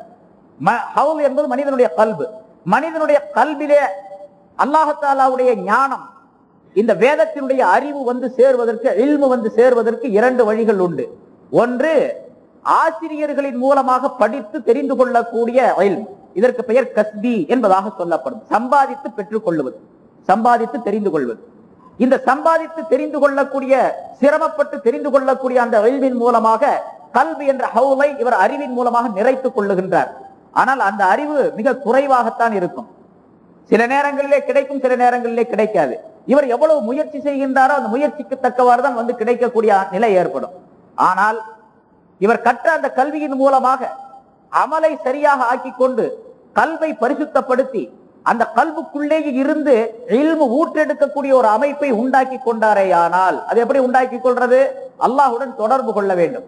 அந்த தொடர்பு கொள்வதற்கு பெயர் தான் ஹகீகத்து, மாரிஃபத்து, தரீகத்து என்றெல்லாம் சொல்லப்படுவது. இந்த நிலையை உண்டாக்கி கொண்டாரே ஆனால் அந்த கல்வுக்குள்ளே தானாக பொங்கி வழியும் இல்மாகிறது. இது மறைமுகமான இல்ம். இதுதான் இங்கே சொல்லப்படுறது. மா யதஅல்லகு பி உலமாஇல் ஹகீகா, ஹகீகத்துடைய உலமாக்கள் சம்பந்தப்பட்ட அறிவு இருக்கின்றதே, அது கைர ஃபஹம், சொல்லிக் கொடுக்காமலேயே விலகி கொள்ளக்கூடிய அறிவு. அதாவது அல்லாஹ் அவருக்கு சொல்லிக் கொடுக்கக்கூடிய அறிவு. இப்ப ரசூலுல்லாஹி ஸல்லல்லாஹு அலைஹி வஸல்லம் உடைய கல்பு இருந்ததே, அது யாராலும் சொல்லிக் கொடுக்கப்பட்டு அது நிரம்பி கல்பல்ல. இந்த உலகத்திலே எந்த மனிதரும் எந்த அறிவாளியும் தங்களுடைய அறிவை சொல்லிக் கொடுத்து ஸல்லல்லாஹு அலைஹி வஸல்லம் உடைய கல்பு நிரம்பவில்லை. மாறாக அது தானாக பொங்கி எழக்கூடிய ஊற்றை போன்று அல்லாஹ்வின் புறத்திலிருந்து பொங்கி வழிந்து கொண்டிருந்த கல்வாக ஸல்லல்லாஹு அலைஹி வஸல்லம் கல்வை அல்லாஹ் தஆலா ஆக்கி வைத்திருந்தார். அந்த கல்வியில் இருந்துதான் இந்த உலகத்தில் உள்ள எல்லா மனிதர்களுக்கும் அப்படி ரகசியமான, மறைமுகமான, அற்புதமான, ஊற்றெடுத்து பெருக்கெடுக்கக்கூடிய அந்த இல்மை அல்லாஹ் தஆலா தந்து கொண்டிருந்தான். அதற்கு வழியாக ஹஜ்ரத் அலி ரலியல்லாஹு தஆலா அவர்களை அல்லாஹ் தஆலா ஆக்கி வைத்திருந்தான். அதனால தான் ஸல்லல்லாஹு அலைஹி வஸல்லம் சொன்னாங்க, அன மதீனத்துல் இல்ம் வ அலியுன் பாபுஹா, நான் இல்மி என்ற கல்வியினுடைய பட்டணம், அலி அதனுடைய வாசல் என்பதாக சொன்னார்கள். இந்த வாசல் வழியாக நுழையாமல் பட்டணத்திற்குள்ளே செல்ல முடியாது. ஆகவேதான் தரீகா உடையவர்கள் யாராக இருந்தாலும் சரி, அலி ரலியல்லாஹு தஆலாவுடைய தொடர்பு இல்லாமல் ஸல்லல்லாஹு அலைஹி வஸல்லம் இடத்துல போய் சேரவே முடியாது. எந்த தரீகாவும் அந்த தரீகாவிலே வெற்றி பெறுவது என்பது அலி ரலியல்லாஹு தஆலா அவர்கள் வழியாகத்தான் போக வேண்டும். எந்த தரீகாவை நீங்கள் எடுத்துக்கொண்டாலும் சரி, அசல் தரீகாக்கள் 4 தரீகாக்கள் உலகத்திலே. நம்ம பின்னாலே, அதாவது ரசூலுல்லாஹி ஸல்லல்லாஹு அலைஹி சஹாபாக்களுடைய காலம், தாபியீன்களுடைய காலத்தில் இந்த தரீகாக்கள் ஆரம்பிக்கப்பட்டது. மனிதன் மறைமுகமாக உள்ள இல்முகளை தெரிந்து அல்லாஹத்தாலாவிடத்தில் நெருங்கிய தொடர்பு கொள்ள வேண்டும் என்பதற்காக தரீகா என்பது ஆரம்பிக்கப்பட்டது. போலியாக நிறைய இருக்குது, அல்லாஹ் பின்னால் நிறைய சொல்லுவோம் இன்ஷா அல்லாஹ். அந்த தரீகாக்களிலே எந்த தரீகாவாக இருந்தாலும் சரி, அலி ரலியல்லாஹு தஆலா அவர்களுடன் போய் சேராமல் எந்த தரீகாவும் இருக்க முடியாது. அலி ரலியல்லாஹு தஆலா வழியாகத்தான் ஸல்லல்லாஹு அலைஹி வஸல்லம் அவர்களிடத்திலே போக முடியும். இங்கே அந்த மறைவு முகமான இல்மு இருக்கின்றது, அதுதான் விளங்காமலேயே, அதாவது மற்றவரின் மூலமாக விளக்கம் தரப்படாமலேயே மனிதனுக்கு கிடைக்கக்கூடிய அறிவு. அப்படி விளங்கினாலும் சரி விளங்காவிட்டாலும் சரி, என்னுடைய கலாமை ஓதுவதன் மூலமாகத்தான் என்னை நெருங்க முடியும் என்று அல்லாஹ் தஆலா அஹ்மத் இப்னு ஹம்பல் ரஹ்மத்துல்லாஹி அலைஹி அவர்களுக்கு சொன்னானே, அதற்கு இப்படி ஒரு விளக்கத்தை இமாம் அப்துல் வஹாப் ஷாரானி ரஹ்மத்துல்லாஹி அலைஹி அவர்கள் சொல்லி காட்டுகின்றார்கள். குர்ஆனை விளங்க வேண்டும். சாதாரணமாக நம்மை போன்று இருக்கக்கூடியவர்கள் வெளி தோற்றத்திலே உள்ள அந்த அர்த்தத்தை மட்டும் விளங்கி கொண்டால் போதுமானது, கருத்துக்களை விளங்கி கொண்டால் போதுமானது. அதுவே மிக உயர்வானது. அதிலேயே மிக கோடிக்கணக்கான விஷயங்களை நாம் தெரிந்து கொள்ள முடியும். அதிலே அந்தரங்கமான கருத்துக்களை தெரிவது என்பது சாதாரணமாக இருக்கக்கூடிய நம்மால் எல்லாம் முடியாது. குர்ஆனுடைய விளக்கத்தை முழுமையாக எவரும் பூர்த்தியாக விளங்கி சொல்லிவிட முடியாது. அல்லாஹ் தஆலா அதை குர்ஆனில் நமக்கு சொல்லி காட்டுகின்றார். ஆகவே நம்மால் இயன்ற அளவுக்கு வெளித்தோற்றத்தில் இருக்கக்கூடிய அந்த கருத்துக்களையாவது நாம் விளங்க வேண்டும். ஆக ஸல்லல்லாஹு அலைஹி வஸல்லம் அவர்கள் அந்த ஒரு ஹதீஸிலே பல கருத்துக்களை நமக்கு உள்ளடக்கி சொல்லி காட்டுகின்றார்கள். குறைஞ்ச அளவுக்கு குர்ஆன் உடைய நாம் குர்ஆன் உடையவர்கள் என்பதாக ஸல்லல்லாஹு அலைஹி வஸல்லம் பார்த்து சொல்லும் பொழுது அந்த குர்ஆன் நம்முடைய மனதிலே இருக்க வேண்டும். ஒன்று வெறுமனே அந்த ஆயத்துகளாவது இருக்க வேண்டும். ஆயத்துகள் கிடைத்த பின்னால், இப்போ உதாரணமா சூரத்துல் ஃபாத்திஹா எல்லாருக்கும் தெரியும், குல்லாது பிரப்பில் ஃபலக் தெரியும், குல்லாது பிரப்பின் நாஸ் குல் ஹுவல்லாஹ் தெரியும். பல பேருக்கு சூரத் யாசீன் தெரியும், அது அதிகமாக ஓதப்படுவதன் காரணமாக. சிலருக்கு சூரத்துல் பக்ராவில் ஒரு 2-3 ஆயத்து தெரியும், இன்னும் சிலருக்கு பல சூரத்துகள் தெரியும். யார் யாருக்கு எவ்வளவு தெரிய முடியுமோ அந்த அளவுக்கு அதிகமாக மனப்பாடம் செய்து கொள்ள வேண்டும். குர்ஆனை அதிகமாக மனப்பாடம் செய்து கொள்ள வேண்டும். அது தொழுகிறவர் தான் தொழுகாதவர் தான் அப்படின்லாம் கிடையாது, தொழுகிறதுக்கு கட்டாயமாக தேவை. ஆனால் குர்ஆன் ஒவ்வொரு முஸ்லிமான மனிதரும் தன்னுடைய நெஞ்சத்திலே குர்ஆனை நிரப்பி வைத்துக் கொள்ள வேண்டும். எந்த அளவுக்கு முடியுதோ அந்த அளவுக்கு செய்ய வேண்டும். ஹாஃபிஸாவாக முடிஞ்சா ஹாஃபிஸாவாங்க, அதுக்கு நேரம் காலம் எல்லாம் கிடையாது. மௌத்தாகக்கூடிய தருணத்திலும் கூட ஒரு 2 ஆயத்தை பாடமாக்க முடிச்சுன்னா பாடமாக்கி கொள்ள வேண்டும். நாளைக்கு ரூஹு போக போகுது என்று நல்லா தெரியுது, மரண படுக்கையில கிடைக்கிறார், அவரும் கூட ஒரு 2 ஆயத்தை பாடமாக்கி மனசுல வச்சுக்கிட்டு மௌத் ஆயிட்டாருன்னு சொன்னா அது அவருக்கு பெரிய வெற்றி. ஸல்லல்லாஹு அலைஹி வஸல்லம் அவர்கள் சொல்லுகின்றார்கள் ஒரு ஹதீஸிலே, கியாமத் நாளில் மனிதனை பார்த்து சொல்லப்படும் எப்படி, யுகாலு லி சாஹிபில் குர்ஆன் இக்ரா வர்தகி வரத்தில் கமா குன்த துரத்திலு ஃபித் துன்யா என்பதாக. குர்ஆன் உடைய மனிதனை பார்த்து, குர்ஆன் உடைய மனிதனா நம்ம எல்லாம் குர்ஆன் உடையவர்கள் தான், சாஹிபுல் குர்ஆன் அல்லது அஹ்லுல் குர்ஆன், குர்ஆன் உடையவர்கள். இவரை பார்த்து சொல்லப்படும் கியாமத் நாள்ல சொர்க்கத்துக்கு போன பின்னால, சொர்க்கவாசிகள், நரகத்துக்கு போறவங்களுக்கு பிரச்சனை வேற, சொர்க்கத்துக்கு போயிடுறோம், நம்ம எல்லாம் சொர்க்கத்துக்கு போயிடறோம்னு வச்சுங்க, நம்ம ஒவ்வொருவரையும் பார்த்து சொல்லப்படும் வழக்குகளின் மூலமாக அல்லாஹ் தஆலா சொல்ல செய்வான், இக்ரா குர்ஆனை ஓதுங்கள் என்று அல்லாஹ் தஆலா சொல்ல.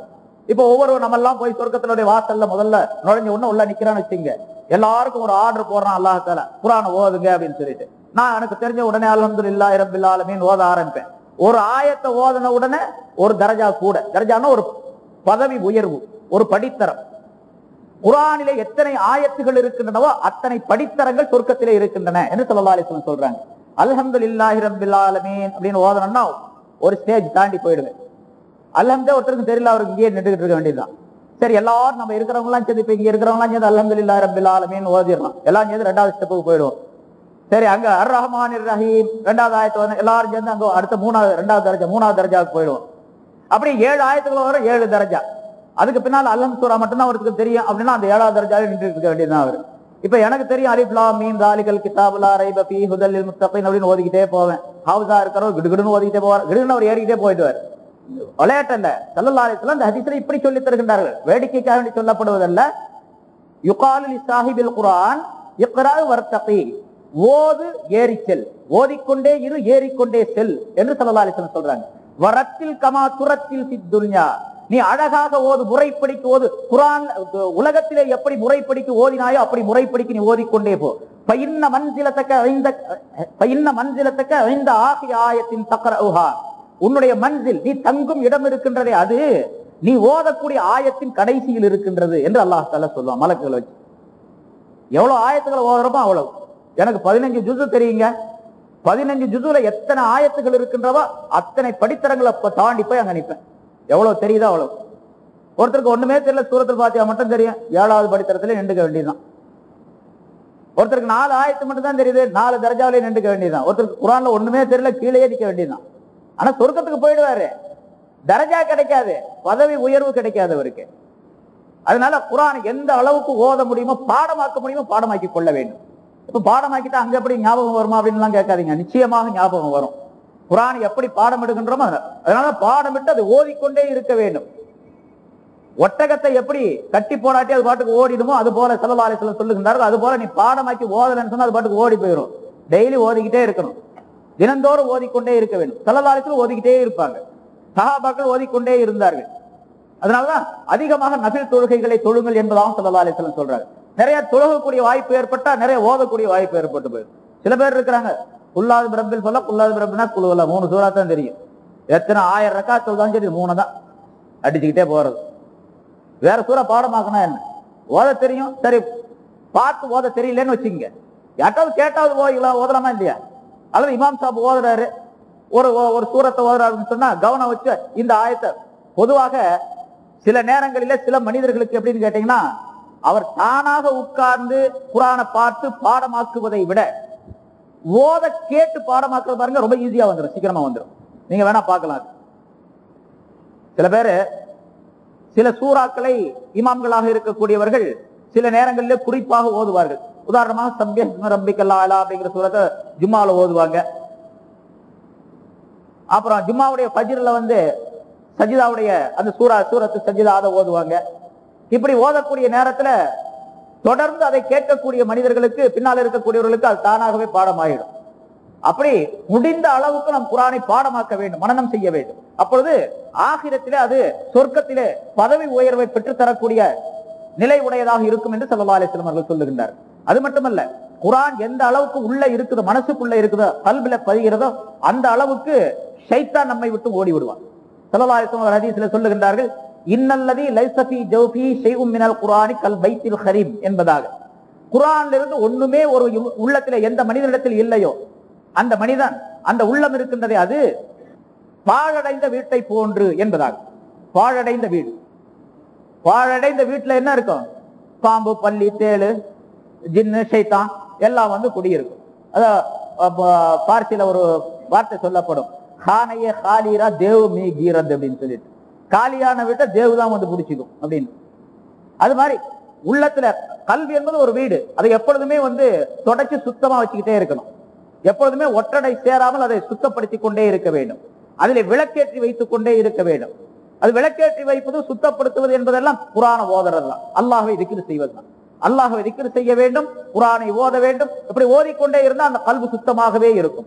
அவங்க சுத்தமாக இருக்கக்கூடிய, ஒளிமயமாக இருக்கக்கூடிய அந்த கல்புக்கு ஷைத்தான் வரமாட்டான், பாம்பு, பூச்சி, பல்லிகள்லாம் வராது, அதுல ஒற்றடை அடையாது, இருள் அடையாது, ஒளிமயமாகவே எல்லா நேரங்களிலும் இருக்கும் என்று ஸல்லல்லாஹு அலைஹி வஸல்லம் சொல்லுகின்றார். அதனால அந்த கல்வை பரிசுத்தப்படுத்துவதற்கு சிறந்த மருந்து, ஒளிமயமாக ஆக்குவதற்கு சிறந்த மருந்து குர்ஆன். குர்ஆனை தவிர வேறு கிடையாது. அதை ஸல்லல்லாஹு அலைஹி வஸல்லம் சொல்றார். அது மட்டுமல்ல, இந்த உடலுக்குள்ளே குர்ஆனை வைத்துக் கொண்டால், குர்ஆன் வைக்கப்பட்ட இந்த உடலை தூக்கி நரகத்துல போட்டா நரகம் தீண்டாது, நரகம் தீண்டாது. ஸல்லல்லாஹு அலைஹி வஸல்லம் ஒரு ஹதீஸ்ல சொல்லுகின்றார், லவ் ஜுஇலல் குர்ஆனு ஃபீ இஹாபின் சும்ம உல்கிய ஃபின்னார் மஹ்தரக். ஒரு தோலிலே இந்த குர்ஆன் சுற்றப்பட்டு, தோல் லெதர், தோலிலே இந்த குர்ஆன் சுற்றப்பட்டு பிறகு அது நெருப்பிலே தூக்கி போடப்பட்டால் அந்த நெருப்பு இதை கரிக்காது என்று ஸல்லல்லாஹு அலைஹி வஸல்லம் ஒரு ஹதீஸ்ல சொல்றாங்க. தோலிலே சுற்றப்பட்டுன்னு சொன்னா குர்ஆனை ஒரு தோல்ல, ஒரு துணியிலேயோ தோல்லையோ சுத்தி அது தூக்கி நெருப்புல போட்டீங்கன்னா குர்ஆனை கரிக்காது அப்படிங்கிறது வெளிப்படையான அர்த்தம். இது உண்மையிலேயே அப்படி நடந்திருக்கு. நிறைய நிகழ்ச்சிகள் கேள்விப்பட்டிருப்பீங்க. ஏதாச்சும் ஒரு வீட்டுல ஒரு முஸ்லிமான மனிதர், குர்ஆன் இருக்கக்கூடிய வீட்டுல நெருப்பு பிடிச்சிக்குது, எல்லா பொருளையும் சாப்பிட்டுரும், அந்த நெருப்பு அழிச்சு போடும், கரிச்சிடும். குர்ஆன் மட்டும் கரியாது, குர்ஆன் மட்டும் கரிக்காது. அது நான் கூட நேரடியாகவே பார்த்திருக்கிறேன். ஒரு வீட்டுல நெருப்பு பிடிச்சிக்கிச்சு, அந்த வீட்டு பையன் சொன்னா, வீட்டுக்கு பக்கத்துல இருக்கிற பையன் சொன்னா, ஹஜ்ரத் அந்த செம்புகள்லாம் கூட உருகி போச்சு, எதிர்த்த பாத்திரங்கள்லாம் அந்த நெருப்பு பிடிச்சு, குர்ஆன் மட்டும் அந்த ஓரத்தை மட்டும் நெருப்பு தொற்றுக்கு, மற்ற குர்ஆன் அப்படியே இருக்குது. ஒரு இரும்பு பெட்டிக்குள்ள குர்ஆன் வச்சிருந்திருக்காங்க, அது அப்படியே இருக்குது. நான் எடுத்துட்டு வர சொல்லி நானே பார்த்தேன் அந்த குர்ஆனை. அந்த ஓரத்தில் உள்ள காலி கால் இருக்கு பாருங்க, அது மட்டும் கரிஞ்சிருக்குது. இந்த உள்ள இந்த கோட்டுக்குள்ள இருக்கக்கூடிய அந்த ஆயத்துக்கள்லாம் அப்படியே இருக்கு. நெருப்பு தொடாது என்று ஸல்லல்லாஹு அலைஹி, நெருப்பு கரிக்காது என்று ஸல்லல்லாஹு அலைஹி வஸல்லம் சொன்னது உண்மை. இது போல நிறைய பல இடங்கள் நடந்திருக்குது, பல ஊர்கள் நடந்த சம்பவங்கள்லாம் நம்ம கேள்விப்பட்டிருக்கோம், நானே கூட பார்த்திருக்கிறேன். அது உண்மைதான். அதனால குர்ஆனை தூக்கி சரி எரிக்குதா கரிக்குதா இல்லையான்னு பார்க்கலாம். நம்ம தூக்கி நெருப்புல போடக்கூடாது. நம்ம நெருப்புல போட்டா கரிஞ்சுதான் போயிடும் கண்டிப்பா. இயற்கையாக தானாக ஏற்பட்டுச்சு அப்படின்னு சொன்னா நிச்சயமாக அது கரிக்காது. ஈசா அலைஹிஸ்ஸலாம் அவர்கிட்ட ஒரு மனிதன் கேட்டானா, எல்லாம் அல்லாஹ்வுடைய நாட்டப்படித்தான் நடக்குன்னு சொல்றீங்க? ஆமா, கண்டிப்பா அல்லாஹ்வுடைய நாட்டப்படித்தான் நடக்கும். எதா இருந்தாலும் அல்லாஹ்வுடைய நாட்டம் எல்லாம் நடக்காது. அல்லாஹ் நாடினால் தான் நடக்கும். அப்ப பாம்பு கடிக்கிறது அல்லாஹ் நாடினா தான் பாம்பு கடிக்கும் அப்படின்னு சொல்லி சொன்னாங்க. அந்த ஆள் என்ன பண்ணாரு, சரி பாம்பு புத்துல நான் கையை விடுறேன், கடிக்குதா இல்லையான்னு பார்க்கலாம் அப்படின்னாரு. அப்ப ஈசா அலைஹிஸ்ஸலாம் சொன்னாங்களாம், அல்லாஹ் தான் உன்னை டெஸ்ட் பண்ணுமே தவிர நீ அல்லாஹ் போய் டெஸ்ட் பண்ணக்கூடாதுன்னாங்க. பாம்பு புத்துல கையை விட்டா இவர் போய் அல்லாஹ் டெஸ்ட் பண்ண மாதிரி அது செய்யக்கூடாது. அல்லாஹ் வேணா இவரை டெஸ்ட் பண்ணலாம், சோதனை செய்யலாம் என்று ஈசா அலைஹிஸ்ஸலாம் அவர்கள் சொன்னார்கள். அது போல நம்மளா தூக்கி குர்ஆனை போட்டா கரிக்குதா இல்லையான்னு பார்க்கலாம் அப்படின்னு சொன்னா கரிக்கும் தான் கண்டிப்பா.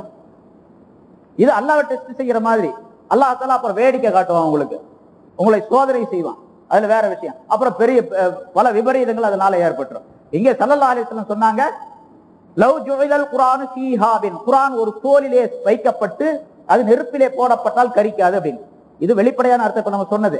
ஆனா இந்த ஹதீஸுக்கு இந்த அர்த்தம் சரியானதே அல்ல அப்படின்னு சொல்லிட்டு சில உலமாக்கள் சொல்றாங்க. வேற என்ன அர்த்தம் கேட்டா, தோல் அப்படின்னு சொன்னா மனிதனுடைய உடல், இது தோலால் சுற்றப்பட்ட உடல், தோலால் மூடப்பட்ட உடல். குர்ஆன் இந்த தோலிலே வைக்கப்பட்டால், மனதிலே வைக்கப்பட்டால், பிறகு இந்த பாடியை தூக்கி நெருப்புல போட்டால் மகத்தரக அது கரிக்காது. குர்ஆன் மனசுக்குள்ள ஏற்றுக்கொண்டு இருக்கக்கூடிய ஒரு மனிதன் ஆகிரத்திலே தன்னுடைய மௌத்துக்கு பின்னால் உள்ள வாழ்க்கையிலே நரகத்துக்கு செல்லவே மாட்டான். அப்படி நரகத்துக்கு போனா கூட அவனை கரிக்காது, அந்த நெருப்பு கரிக்காது. ஏன்னா குர்ஆன் உள்ள இருக்கு. அதனால ஹாஃபிஸாக்களை கரிக்காது. அதனால ஹாஃபிஸாக்கள் என்ன வேணாலும் செய்யலாம் அப்படிங்கிற அர்த்தம் இல்ல. ஏதாவது செஞ்சா அதுக்கு தண்டனை கிடைக்கும் கண்டிப்பா. என்ன அது வேற விஷயம். நெருப்புக்கு அந்த நரக நெருப்பு தீண்டாது. அதுக்கு அல்லாஹ் தஆலாவுடைய உத்தரவு. இமாம் அப்துல் காதிர் ஜீலானி ரஹ்மத்துல்லாஹி அலைஹி அவர்கள் சொல்றாங்க, நரகத்தை கடந்து ஒரு மனிதன், ஒரு மூமினான மனிதன் போகும் பொழுது, நரகத்தை கடந்து தான் எல்லாருமே போகணும், பின்னால் நிறைய விஷயங்கள் சொல்லப்படுவதில்லை, நிறைய ஆயத்துகளுக்கு விளக்கங்கள்லாம் வரும். நரகத்தை தாண்டித்தான் எல்லாருமே போகணும். அது நபியா இருந்தாலும் சரி, வலியா இருந்தாலும் சரி, யாராலும் நரகத்தை தாண்டித்தான் சொர்க்கத்துக்கு போகணும். அப்படி போகக்கூடிய நேரத்துல இந்த குர்ஆனை சுமந்திருக்கக்கூடிய மனிதன் குர்ஆனுடைய ஒளியின் காரணமாக, ஈமானுடைய ஒளியின் காரணமாக அந்த பிரகாசம், அந்த பிரைட்னஸ் என்ன செய்யுதுன்னு கேட்டா, நரக நெருப்பின் மீது பட்டு அந்த நரக நெருப்பு சத்தம் போடுதான், மூமினான மனிதனே என்னை விட்டு நீ சீக்கிரம் கடந்து விடு, உன்னுடைய ஒளி என்னுடைய நெருப்பை அணைக்க பார்க்கின்றது அப்படின்னு நரகம் சத்தம் போடுமா, நரகம் சத்தம் போடும் என்று சொல்லுகின்றார்கள். அதனால ஈமானுடைய பவர், குர்ஆனுடைய பவர் நரக நெருப்பை எல்லாம் அணைத்து விடக்கூடியது. அதை ஸல்லல்லாஹு அலைஹி வஸல்லம் இந்த ஹதீஸிலே சொல்லி காட்டுகின்றார். அதனால குர்ஆனுடைய தஃப்சீர் நம்ம கேட்கக்கூடிய நேரத்துல குர்ஆனை நாம் தினந்தோறும் ஓதிக்கொண்டே இருக்கோம். தஃப்சீர் கேட்கறது மட்டும் நோக்கம் அல்ல. முன்னால சொன்ன அந்த ஒரு ஹதீஸ்ல 6-7 விஷயங்களை ஸல்லல்லாஹு அலைஹி வஸல்லம் சொன்னாங்க. அந்த 7 விஷயங்களையும் செய்யக்கூடியவர்களாக இருக்க வேண்டும். அதை முறை பேணி ஓதக்கூடியவர்களாக இருக்க வேண்டும். இரவிலும் ஓத வேண்டும், பகலிலும் ஓத வேண்டும்.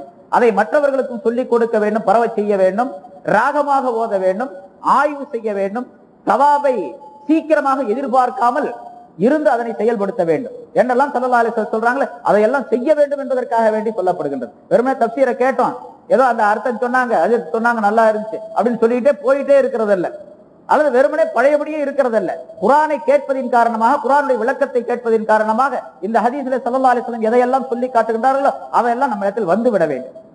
இப்படி பல்வேறு விளக்கங்கள். ஏனென்றால் குர்ஆன் மனிதனுடைய வாழ்க்கையை ஒளிமயமாக ஆக்கக்கூடியது. குர்ஆன் யார்கிட்ட வந்தது? குர்ஆன் யாருடைய கலாம்? அல்லாஹ்வுடைய கலாம், அல்லாஹ்வுடைய கலாம். அதனால்தான் குர்ஆன் என்பது மக்லூக், படைக்கப்பட்டதல்ல. குர்ஆன் என்பது படைக்கப்பட்டதல்ல. நான் போன வாரம் முதல் வாரம் சொன்னது படைக்கப்பட்டதல்ல. இது கலாமுல்லா என்று ஒன்று இருக்கின்றது, அது படைக்கப்பட்டதல்ல. இந்த தாள்ல இருக்கக்கூடிய எழுத்தோ இந்த தாளோ எல்லாமே படைக்கப்பட்டதுதான், இது மக்லூக் தான். ஆனா கலாமுல்லா, இந்த எழுத்து எதன் மீது அறிவிக்கின்றதோ அது. நெருப்புன்னு ஒரு தாள்ல எழுதுனா அந்த தாள்ல இருக்கிறது நெருப்பு அல்ல. நெருப்பு என்பது ஒரு வேற ஒரு பொருள். அந்த நெருப்பு என்பது தாள்ல நெருப்புன்னு எழுதி காட்டுறோம். மிட்டாய் அப்படின்னு சொல்லிட்டு எழுதி இருக்கிறோம், தேன் அப்படின்னு சொல்லி தாள்ல எழுதி இருக்கிறோம். இது தேன் அல்ல, எழுதப்பட்டிருக்கிறது தேன் அல்ல. தேன்கிறது வேற ஒரு பொருள், மிட்டாய் என்பது வேற ஒரு பொருள், அதை எழுதி காட்டி இருக்கிறோம். அதே போல கலாமுல்லா என்பது இதுவல்ல. அதனால இதை அலட்சியமா செஞ்சிடலாம், அலட்சியப்படுத்திடலாம் அப்படிங்கிற அர்த்தம் அல்ல இருக்கு.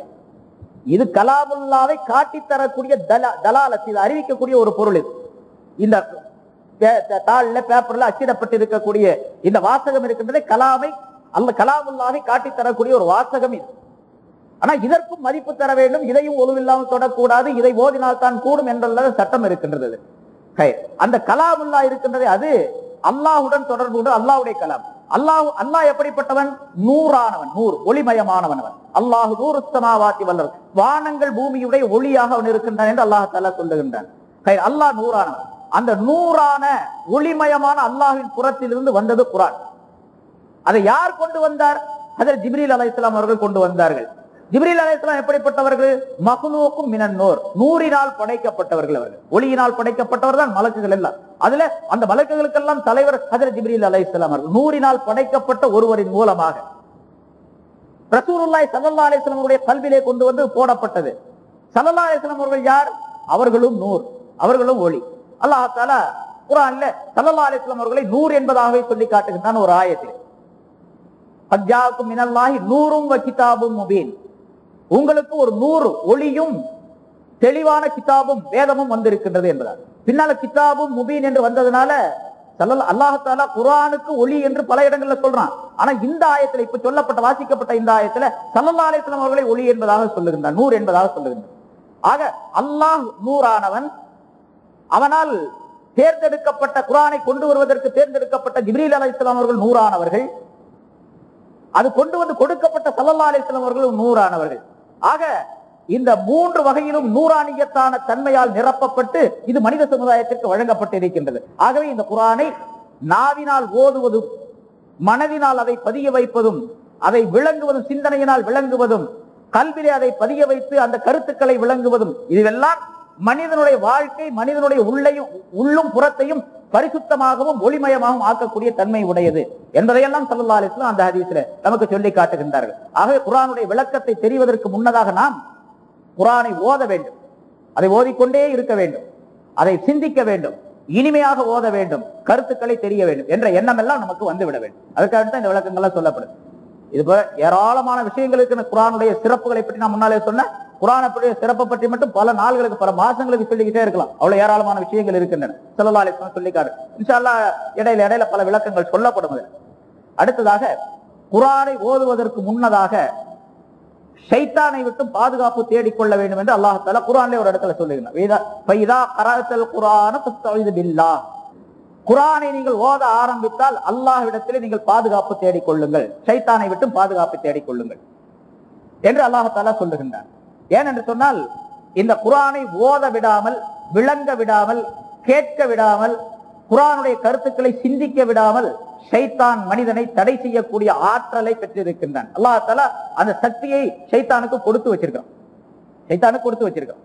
எல்லா விதமான சக்திகளையும், மனிதனை கெடுப்பதற்குரிய எல்லா வகையான சக்திகளையும் ஷைத்தானுக்கு கொடுத்துறான் அல்லாஹ் தஆலா. ஏன்னு கேட்டா, கியாமத் நாள் வரைக்கும் எனக்கு இந்த மாதிரி உத்தரவு தரணும், எனக்கு அனுமதி அளிக்கணும் என்று கேட்டுக்கிட்டான் ஷைத்தான் அல்லாஹ் தஆலாவிடத்தில்.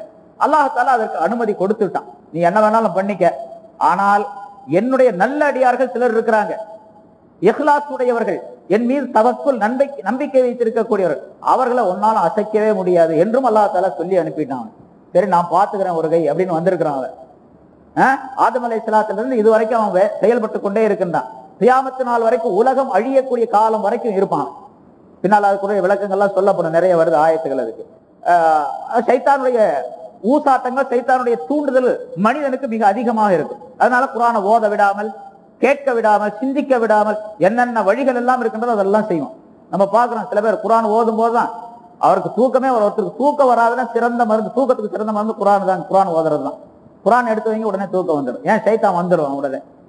ஷைத்தான் வந்து இவனை ஓத விடாம எப்படியாவது ஆக்கணும். அதனால தூக்கத்துக்கு டேப்லெட் போடுறாங்களோ அதை விட சிறந்த மருந்து குர்ஆன் ஓதுறது தாங்க. நீங்க எடுத்து வச்சு பாருங்க, வேணும்னா உடனே தூக்கம் வரும். அதுக்கும் தூக்கம் வரல அப்படின்னு சொன்னா அவர் ரொம்ப கெட்டிக்காரன்னு அர்த்தம், ஷைத்தான்லாம் ஏமாத்திட்டாருன்னு அர்த்தம். அவர் ஷைத்தானுடைய சேஷ்டைகள்லாம் அவர்கிட்ட பலிக்கல அப்படிங்கிற அர்த்தம். கயிறு அப்படியே குர்ஆனை ஓத விடாமல், கேட்க விடாமல், சிந்திக்க விடாமல் ஆக்குவதற்கு ஷைத்தான் கங்கணம் கட்டி கொண்டிருக்கின்றான். அல்லாஹ்விடத்தில் சபதம் செய்து வைத்திருக்கின்றான். அதனால முதல்ல குர்ஆனை எடுத்த உடனே அவனை விரட்டி அடிக்கணும்.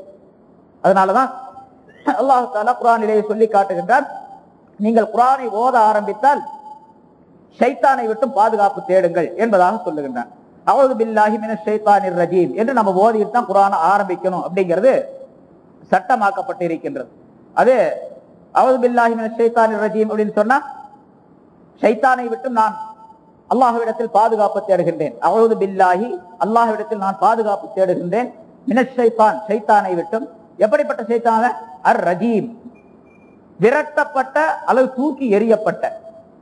ரஜீம் என்று சொன்னால் கல்லால் அடித்து விரட்டப்பட்டவன், கல்லால் அடிக்கப்பட்டவன் அப்படின்னு அர்த்தம். ரஜம அப்படிங்கிற அசல் வார்த்தைக்கு அந்த வேர் சொல்லுக்கு கல்லால் அடித்தான் அப்படின்னு அர்த்தம். இப்ப ரஜீம் அப்படின்னு சொன்னா கல்லால் எரியப்பட்டவன் அப்படிங்கிற கருத்து. கல்லால் எரியப்பட்டவன்கிறதுக்கு கருத்து, அதனுடைய அர்த்தம் கருத்து வந்து விரட்டப்பட்டவன் அப்படின்னு சொல்லி அர்த்தம். அதனாலதான் விரட்டப்பட்ட ஷைத்தானை விட்டும் அப்படின்னு சொல்றோம். அல்லது தூக்கி எறியப்பட்ட ஷைத்தானை விட்டும் அப்படின்னு கூட சொல்லலாம். தூக்கி எறியப்பட்ட, வானுலகத்திலிருந்து இந்த பூ உலகத்திற்கு தூக்கி எறியப்பட்டவன் அவன். ஆதம் அலைஹிஸ்ஸலாம் அவர்களும் வானுலகத்துல இருந்தாங்க, சொர்க்கத்துல. ஷைத்தானும் அங்கதான் இருந்தான். மலக்குகளுக்கெல்லாம் பாடம் சொல்லி கொடுத்துக்கிட்டு இருந்தான். 70,000 வருஷம் பாடம் சொல்லி கொடுத்தான். மலக்குகளுக்கெல்லாம் உஸ்தாதா இருந்தான் ஷைத்தான். அவனுக்கு அசல் பேர் அஸாஸீல்.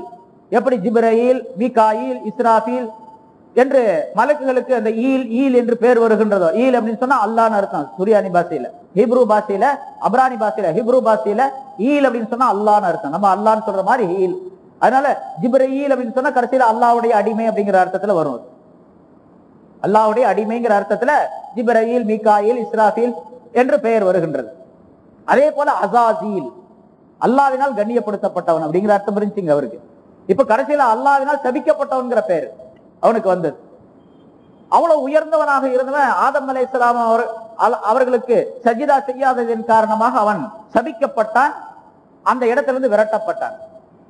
ஆதம் அலைஹிஸ்ஸலாத்துக்கு அல்லாஹ் தஆலா ஆதம் அலைஹிஸ்ஸலாத்தையும் பூமிக்கு அனுப்பினான் அல்லாஹ் தஆலா. அவங்க வந்ததுக்கு பேரு இஹ்பித்து, நீங்கள் இறங்குங்கள். அது ஹுபூத், இறங்குதல் என்பதாக சொல்லப்படும். இவன் வந்ததுக்கு பேரு ரஜீம், எரியப்பட்டது அப்படிங்கிற பேரு இவனுக்கு. ரஜீம் என்ற பெயர் அவனுக்கு உண்டு. அதனால ஷைத்தானிர் ரஜீம், எரியப்பட்ட அல்லது விரட்டப்பட்ட ஷைத்தானை விட்டும் அல்லாஹ்விடத்தில் நான் பாதுகாப்பு தேடுகின்றேன் என்பதாக சொல்லிக் கொண்டு ஆரம்பிக்க வேண்டும். இது குர்ஆனை ஓதக்கூடிய ஆரம்பத்தில் கட்டாயமாக அந்த அஊது பில்லாஹி மினஷ் ஷைத்தானிர் ரஜீம் என்பதை சொல்லுவது சுன்னத் என்பதாக ஆக்கப்பட்டிருக்கிறது. சில உலமாக்கள் இடத்துல வாஜிப் என்பதாகவும், சில உலமாக்கள் இடத்துல முஸ்தஹப் என்பதாகவும் சொல்லப்பட்டிருக்கு. எப்படியும் அல்லாஹ் தஆலா குர்ஆன்ல சொல்லுகின்றான். ஆனா குர்ஆனுடைய ஆயத்து ஃபர்ல் என்பதை இந்த இடத்துல தெரிவிக்காது. குர்ஆனை நீங்கள் ஓத ஆரம்பித்தால் ஷைத்தானை விட்டு பாதுகாப்பு தேடிக் கொள்ளுங்கள் என்று அல்லாஹ் தஆலா சொல்லுகின்றானே அந்த ஆயத்து, அதாவது ஏவல் வினை. அந்த ஏவல் வினையின் காரணமாக அது கட்டாயமாக செய்ய வேண்டும் என்பது அல்ல. ஸல்லல்லாஹு அலைஹி வஸல்லம் அவர்கள் சொல்லி காட்டிய வழிமுறைப்படிக்கு அது சுன்னத் என்பதாக ஆக்கப்பட்டிருக்கின்றது. பிறகு இது குர்ஆன் ஓதும் பொழுது அது ஒரு ஆயத்தை ஓதினாலும் சரி, அல்லது குர்ஆன் முழுமையாக ஓதினாலும் சரி, ஒரு சில சூறாக்களை ஓதினாலும் சரி, தொழுகையில் ஓதினாலும் சரி, தொழுகைக்கு வெளியே ஓதினாலும் சரி, அஊது பில்லாஹி மினஷ் ஷைத்தானிர் ரஜீம் என்பதை ஓதிக்கொள்ள வேண்டும் கட்டாயமாக. தொழுகையில் ஓதினாலும் சரி, ஆரம்பத்தில் தக்பீர் கட்டுறீங்க, சனா ஓதப்படுகின்றது, அல்லது வஜ்ஜஹ்து ஓதுகின்றார்கள் ஷாஃபியாக்கள். ஓதி முடிச்ச உடனே அல்ஹம்து சூரா ஓதணும். அல்ஹம்து சூரா ஓதுறதுக்கு முன்னதாக அஊது பில்லாஹி மினஷ் ஷைத்தானிர் ரஜீம், பிஸ்மில்லாஹிர் ரஹ்மானிர் ரஹீம் என்பதை ஓதித்தான் அந்த ஆயத்துக்களை ஆரம்பிக்க வேண்டும். அஊது பில்லாஹி மினஷ் ஷைத்தானிர் ரஜீம் ஓதாம ஒருத்தர் ஓதினாரு, தொழுகையெல்லாம் கூடி போயிடுதான். இருந்தாலும் ஷைத்தானுடைய ஊசாட்டங்கள் அங்கு அதிகமாக ஏற்படும். நீங்க நம்ம இப்ப ஓதக்கூடிய நேரத்தில் இந்த அஊது பில்லாஹி மினஷ் ஷைத்தானிர் ரஜீம் அர்த்தம் சொன்னோம். அஊது பில்லாஹி, அல்லாஹ்விடத்தில் நான் பாதுகாப்பு தேடுகின்றேன், மினஷ் ஷைத்தானிர் ரஜீம், விரட்டப்பட்ட ஷைத்தானை விட்டும், அதாவது ஷைத்தானுடைய தீங்கை விட்டும் பாதுகாப்பு தேடுகிறேன் அப்படிங்கிற அர்த்தம். இந்த கருத்தை, இந்த அர்த்தத்தை மனசுல வச்சு அஊது பில்லாஹி மினஷ் ஷைத்தானிர் ரஜீம் என்று ஓதிக்கொண்டு நீங்க அந்த கிராத்தை தொடங்குங்க, தொழுகையை ஆரம்பிங்க. நிச்சயமாக அந்த ஷைத்தானுடைய வஸ்வாஸ், அவருடைய ஊசாட்டம் குறைஞ்சு போயிருக்கும். கண்டிப்பா நீங்க பார்க்கலாம். அப்படி இல்லாம நீங்க ஆரம்பிச்சீங்க, ஷைத்தானுடைய ஊசாட்டம் அதிகமாக இருக்கும். அதையும் பார்க்கலாம். டெஸ்ட் பண்ணி வேண்டாம், பாருங்க, நல்லா தெரியும். ஷைத்தானுடைய அந்த வஸ்வாஸ், அந்த ஊசாட்டம் குறைவு ஏற்படும் அல்லது இல்லாமலேயே போய்விடும் அந்த அஊது பில்லாஹி ஓதுவதின் காரணத்தினர். இது அந்த கிராத்து ஓதக்கூடிய ஆரம்பத்தில் ஒரே ஒரு தடவை ஓதனா போதும். தொழுகைக்குரிய சட்டம் என்னவென்று சொன்னால், தொழுகையை ஆரம்பிச்சாரு, 4 ரக்காத்தோ 2 ரக்காத்தோ 3 ரக்காத்தோ தொழுகிறாரு. ஆரம்பித்ததிலிருந்து ஓதி முடிக்கும் வரைக்கும் ஒரே ஒரு செயல் அப்படிங்கிற பொருள். அது 4 ரக்காத் தொழுதாலும் சரி, 3 ரக்காத் தொழுதாலும் ஒரு செயலை செய்கின்றார் அப்படிங்கிற அர்த்தம். இந்த ஒரு செயலுக்கு ஒரு தடவை அஊது பில்லாஹி மினஷ் ஷைத்தானிர் ரஜீம் ஓதனா போதும். அதனால ஆரம்ப ரக்காயத்துல, முதல் ரக்காயத்துல ஆரம்பமாக வஜ்ஜஹ்து ஓதிய பின்னால் அல்லது சனா ஓதிய பின்னால் அஊது பில்லாஹி மினஷ் ஷைத்தானிர் ரஜீம் என்று சொன்னா போதுமானது. இடையில எல்லாம் ஓத வேண்டிய அவசியமே இல்லை. 2வது ரக்காயத்துல, 3வது ரக்காயத்திலேயோ அஊது பில்லாஹி மினஷ் ஷைத்தானிர் ரஜீம் சொல்லுவது கூடாது, மக்ரூஹ் என்பதாக சொல்லப்பட்டு இருக்கின்றது. இடையில ஷைத்தானை விரட்டிக்கிட்டே இருக்க வேண்டியதில்லை, ஒரு தடவை விரட்டினா போதுமானது. பிஸ்மில்லாஹிர் ரஹ்மானிர் ரஹீம் என்பது மட்டும் ஒவ்வொரு தடவையும் சொல்ல வேண்டும். சூரத்துல் ஃபாத்திஹாவுக்கும் சொல்ல வேண்டும், மற்ற சூரா ஆரம்பிப்பதாக இருந்தால் அதற்கும் சொல்ல வேண்டும். ஷாஃபி மதஹ்பிலே இன்னும் வலியுறுத்தி சொல்லப்பட்டு இருக்கின்றது, பிஸ்மில்லா எல்லாத்துக்கும் சொல்லணும். அல்ஹம்து சூரா ஆரம்பிக்கும் போதும் சொல்லணும், அல்லது வேறொரு ஆயத்தோ அல்லது சூரத்தோ ஓதக்கூடிய நேரத்திலும் சொல்லணும். பிஸ்மில்லாஹிர் ரஹ்மானிர் ரஹீம் சொல்லித்தான் ஆரம்பிக்க வேண்டும் என்பது. அது இமாமாக இருந்தால் சூரத்துல் ஃபாத்திஹா ஓதக்கூடிய நேரத்தில் சப்தமிட்டு சொல்ல வேண்டும் என்பதாக சொல்லப்பட்டிருக்கின்றது. மற்ற மதகுகளில் எல்லாம் அது மெதுவாக சொல்லப்பட வேண்டும். ஏனென்றால் மெதுவாக சொல்ல வேண்டும் என்பதை ஸல்லல்லாஹு அலைஹி வஸல்லம் அவர்கள் பல ஹதீசுகளிலே சொல்லி காட்டுகின்றார்கள். ஸல்லல்லாஹு அலைஹி வஸல்லம் அவர்கள் பிஸ்மில்லாஹிர் ரஹ்மானிர் ரஹீம் வரும்போது சொல்லுவாங்க, அஊது பில்லாஹிக்கு சொல்லுவோம், அஊது பில்லாஹி மினஷ் ஷைத்தானிர் ரஜீம் என்பதை மெதுவாகவே ஓதிக்கொள்ள வேண்டும். அது ஷாஃபி, ஹனஃபி எல்லா மதஹபிலையும் மெதுவாகத்தான் ஓதிக்கொள்ள வேண்டும். இமாம் ஷாஃபி ரஹ்மத்துல்லாஹியுடைய கருத்தின்படிக்கு குர்ஆனிலே 113 பிஸ்மில்லாஹிர் ரஹ்மானிர் ரஹீம், 114 பிஸ்மில்லாஹிர் ரஹ்மானிர் ரஹீம் இருக்கின்றது. சூறாக்களுடைய ஆரம்பத்திலே 114 சூறாக்களிலே 113 சூறாக்களுடைய ஆரம்பத்திலே பிஸ்மில்லாஹிர் ரஹ்மானிர் ரஹீம் வந்திருக்குது. சூரத்து தௌபாவுடைய ஆரம்பத்திலே பிஸ்மில்லாஹிர் ரஹ்மானிர் ரஹீம் கிடையாது, ஓதக்கூடாது. அதற்கு பதிலாக அல்லாஹ் தஆலா என்ன பண்ணா, சூரத்து நம்ல் என்ற சூறாவிலே இடையிலே ஒரு பிஸ்மில்லாஹிர் ரஹ்மானிர் ரஹீம் வருது. இன்னஹு மின் சுலைமான வ இன்னஹு பிஸ்மில்லாஹிர் ரஹ்மானிர் ரஹீம் என்று சுலைமான் அலைஹிஸ்ஸலாம் அவர்கள் எழுதிய அந்த கடிதத்தை குறிப்பிடும் பொழுது பிஸ்மில்லாஹிர் ரஹ்மானிர் ரஹீம் என்ற வாசகம் வருகின்றது. அதை சேர்த்த 114 பிஸ்மில்லாஹ் ஆகின்றது. குர்ஆனுடைய ஆயத்தில் சேர்ந்தவைதான் என்பதாக இமாம் ஷாஃபி ரஹ்மத்துல்லாஹி அவர்கள் சொல்லுகின்றார்கள். இமாம் அபூ ஹனீஃபா ரஹ்மத்துல்லாஹி அவருடைய கருத்து என்னவென்று சொன்னால், பிஸ்மில்லாஹிர் ரஹ்மானிர் ரஹீம் என்பது ஒரே ஒரு பிஸ்மில்லா தான் குர்ஆன்ல உள்ளது. அந்த ஒரு பிஸ்மில்லாஹ் தான் 113 இடங்களிலும் போடப்பட்டு இருக்கின்றது. குர்ஆன்ல பிஸ்மில்லாஹிர் ரஹ்மானிர் ரஹீம் என்று ஒரு ஆயத்து தானே தவிர 113 ஆயத்து அல்ல என்பது இமாம் அபூ ஹனீஃபா ரஹ்மத்துல்லாஹி அலைஹி சட்டம். சரி, பிஸ்மில்லாஹ்க்குள்ள இப்ப நம்ம அஊது பில்லாஹி பார்ப்போம். பிஸ்மில்லாஹ் அடுத்த வாரம் பார்ப்போம். அஊது பில்லாஹி என்பது குர்ஆன்ல உள்ள ஒரு ஆயத்து அல்ல. பிறகு அஊது பில்லாஹி மினஷ் ஷைத்தானிர் ரஜீம் என்றுதான் சொல்ல வேண்டும். சில உலமாக்கள், சில பெரியார்கள் இப்படி சொல்றாங்க, அஊது பில்லாஹி ஸமீஉல் அலீம் மினஷ் ஷைத்தானிர் ரஜீம் அப்படின்னு சொல்றாங்க. அந்த அஸ்-ஸமீஉல் அலீம் என்ற வாசகத்தை சேர்க்க வேண்டிய அவசியமே இல்லை. குர்ஆனை ஓதும் பொழுது அஊது பில்லாஹி மினஷ் ஷைத்தானிர் ரஜீம் என்று சொன்னால் போதுமானது. அதை ஓதும் பொழுது ஷைத்தானுடைய அந்த ஊசாட்டங்கள் நீங்கி விடுகின்றன. இதே போல குர்ஆனை ஓதும் போது மட்டுமல்ல, ஷைத்தானுடைய தூண்டுதல், ஒரு ஊசாட்டம் மனசுல ஏற்படுது அப்படின்னு சொல்லிட்டு ஏதாவது ஒரு நேரத்தில் நமக்கு தெரியுதுன்னு வச்சுக்க. உதாரணமா கெட்ட எண்ணங்கள் வருது, ஏதாவது கெட்ட பேச்சுகள், கெட்ட செயல்கள், மனசுல ஏற்படக்கூடிய கெட்ட எண்ணங்கள், இந்த மாதிரி வரக்கூடிய நேரங்களிலே அல்லாஹ் தஆலா குர்ஆனிலே ஒரு ஆயத்தை சொல்லி காட்டுகின்றான். அந்த ஆயத்தை ஓதிக்கொள்வது, அதனுடைய கருத்தை தெரிந்து மனதிலே அதனை சரிபடுத்துவது, அந்த ஷைத்தானுடைய ஊசாட்டங்கள் வராமல் பாதுகாப்பதற்கு சிறந்த மருந்தாக அந்த ஆயத்தை அல்லாஹ் தஆலா சொல்லி காட்டுகிறார். ஸல்லல்லாஹு அலைஹி வஸல்லம் அந்த ஆயத்தை பலருக்கும் சொல்லி காட்டி இருக்கின்றார்கள். ரப்பி அஊது பிக மின் ஹமஸாத்தி ஷயாத்தீன் வ அஊது பிக ரப்பி அன் யஹ்துரூன் என்று அந்த ஆயத். அல்லாஹ், ஷைத்தானுடைய தீண்டுதல்களை விட்டும் உன்னிடத்தில் நான் பாதுகாப்பு தேடுகின்றேன். அந்த ஷைத்தான் என்னிடத்தில் வராமல் இருப்பதற்கு ரப்பே உன்னிடத்தில் நான் பாதுகாப்பு தேடுகின்றேன் என்பதாக அதனுடைய பொருள்.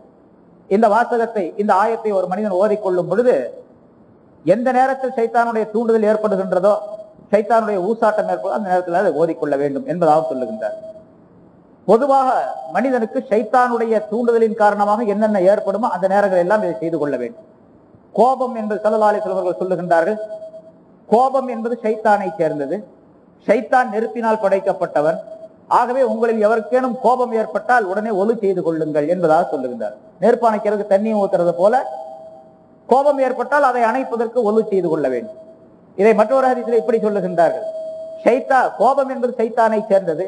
ஆகவே உங்களில் எவருக்கேனும் அவர் உட்கார்ந்து இருக்கக்கூடிய நேரத்தில் கோபம் வந்தால் எழுந்து நின்று கொள்ளவும், நின்று கொண்டிருக்கக்கூடிய நேரத்தில் கோபம் வந்தால் உட்கார்ந்து கொள்ளவும், ஒரு இடத்தில் இருக்கும்போது கோபம் வந்தால் அடுத்த இடத்திற்கு சென்று விடவும், உட்கார்ந்து கொண்டிருக்கும் போது கோபம் வந்தால் படுத்துக் கொள்ளவும் என்றெல்லாம் ஸல்லல்லாஹு அலைஹி வஸல்லம் அவர்கள் சொல்லுகின்றார்கள். அந்த இடத்தை மாற்றும் பொழுது ஷைத்தானுடைய கோளாறு குறைஞ்சு போயிடும் அல்லது இல்லாமலே போயிடும் என்பதையும் ஸல்லல்லாஹு அலைஹி வஸல்லம் அவர்கள் சொல்லி காட்டுகின்றார்கள்.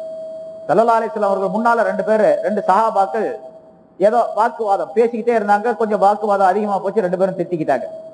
ஒருத்தர் இன்னொருத்தரை திட்டினாரு. அப்படி திட்டும் போது ஒருத்தருடைய கோபம் அதிகமாகி அவருடைய முகமெல்லாம் செவந்து போச்சு, நரம்பெல்லாம் ஊதி அப்படியே புடைச்சிக்கிச்சு.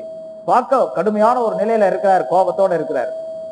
அவரை பார்த்தவங்க ஸல்லல்லாஹு அலைஹி வஸல்லம் சொன்னாங்க, மற்ற சஹாபாக்கள்லாம் இருக்கிறாங்க பக்கத்துல, மற்ற சஹாபாக்கள் ஸல்லல்லாஹு அலைஹி வஸல்லம் சொன்னாங்க, எனக்கு ஒரு கலிமா தெரியும், ஒரு வாசகம் தெரியும்.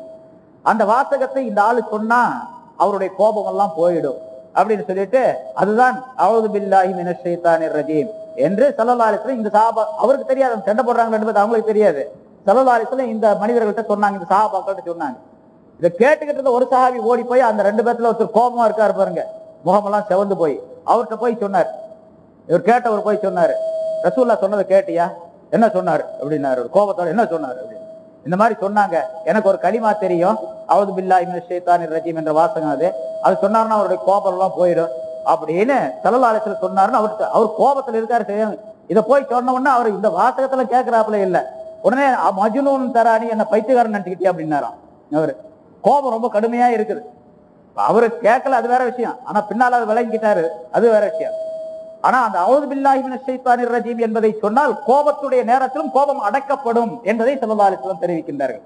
அதனால குர்ஆனை ஓதும் பொழுது கட்டாயமாக ஆரம்ப நேரத்திலேயே அதை அஊது பில்லாஹி மினஷ் ஷைத்தானிர் ரஜீம் என்பதை சொல்ல வேண்டும் என்பதாக குறிப்பிடுகின்றார்கள். இமாம் அப்துல் காதிர் ஜீலானி ரஹ்மத்துல்லாஹி அலைஹி அவர்கள் தங்களுடைய குன்யா என்ற நூலிலே இந்த அஊது பில்லாஹி மினஷ் ஷைத்தானிர் ரஜீம் என்று ஓதுவதை பற்றி நிறைய ஏராளமான விஷயங்களை சொல்லி காட்டுறாங்க. அதில் ஒரு மனிதர் காலையில எழுந்தவுடனே அல்லாஹ் அல்ஹம்துலில்லாஹி அல்லதி அஹ்யானி பாதமா அமாத்தனி என்று துஆ ஓதணும் அப்படின்னு ஸல்லல்லாஹு அலைஹி வஸல்லம் சொல்றாங்க. பிறகு ஸலவாத்து சொல்ல வேண்டும், அஷ்ஹது அன் லா இலாஹா இல்லல்லாஹ் சொல்ல வேண்டும், எல்லா பல துஆக்களை ஸல்லல்லாஹு அலைஹி வஸல்லம் சொல்லி தர்றாங்க. அதுல அஊது பில்லாஹி மினஷ் ஷைத்தானிர் ரஜீம் என்பதை காலையில் எழுந்தவுடன் ஒருவர் சொல்லிக் கொள்வாரேயானால் அன்று முழுவதும் ஷைத்தானுடைய தீங்கை விட்டும் அவர்களுக்கு பாதுகாப்பு கிடைக்கும் என்பதாக அவர்கள் குறிப்பிடுகின்றார்கள். அதனால அஊது பில்லாஹி மினஷ் ஷைத்தானிர் ரஜீம் என்பது ஷைத்தானுடைய ஊசாட்டங்கள் ஏற்படாமல் இருப்பதற்கு சிறந்த பாதுகாப்பு. குர்ஆனை நல்ல விதமாக ஓதுவதற்கும் அதை மனதிலே பதிய வைத்துக் கொள்வதற்கும் ஒரு வழியாகவும் அமைக்கப்பட்டிருக்கின்றது என்பதையும் குறிப்பிடுகின்றார்கள். இது பற்றியும் ஏராளமான விளக்கங்கள், ஏராளமான சிறப்புகள் சொல்லப்பட்டிருக்கின்றன. எதை நாம் தெரிந்திருக்கின்றோமோ அதன்படி அமல் செய்யக்கூடிய பக்குவத்தை, மனோபக்குவத்தை அல்லாஹ் தஆலா அனைவருக்கும் தந்தருள்வாராக. வாஹிரு தஅவானா அல்ஹம்துலில்லாஹி ரப்பில் ஆலமீன்.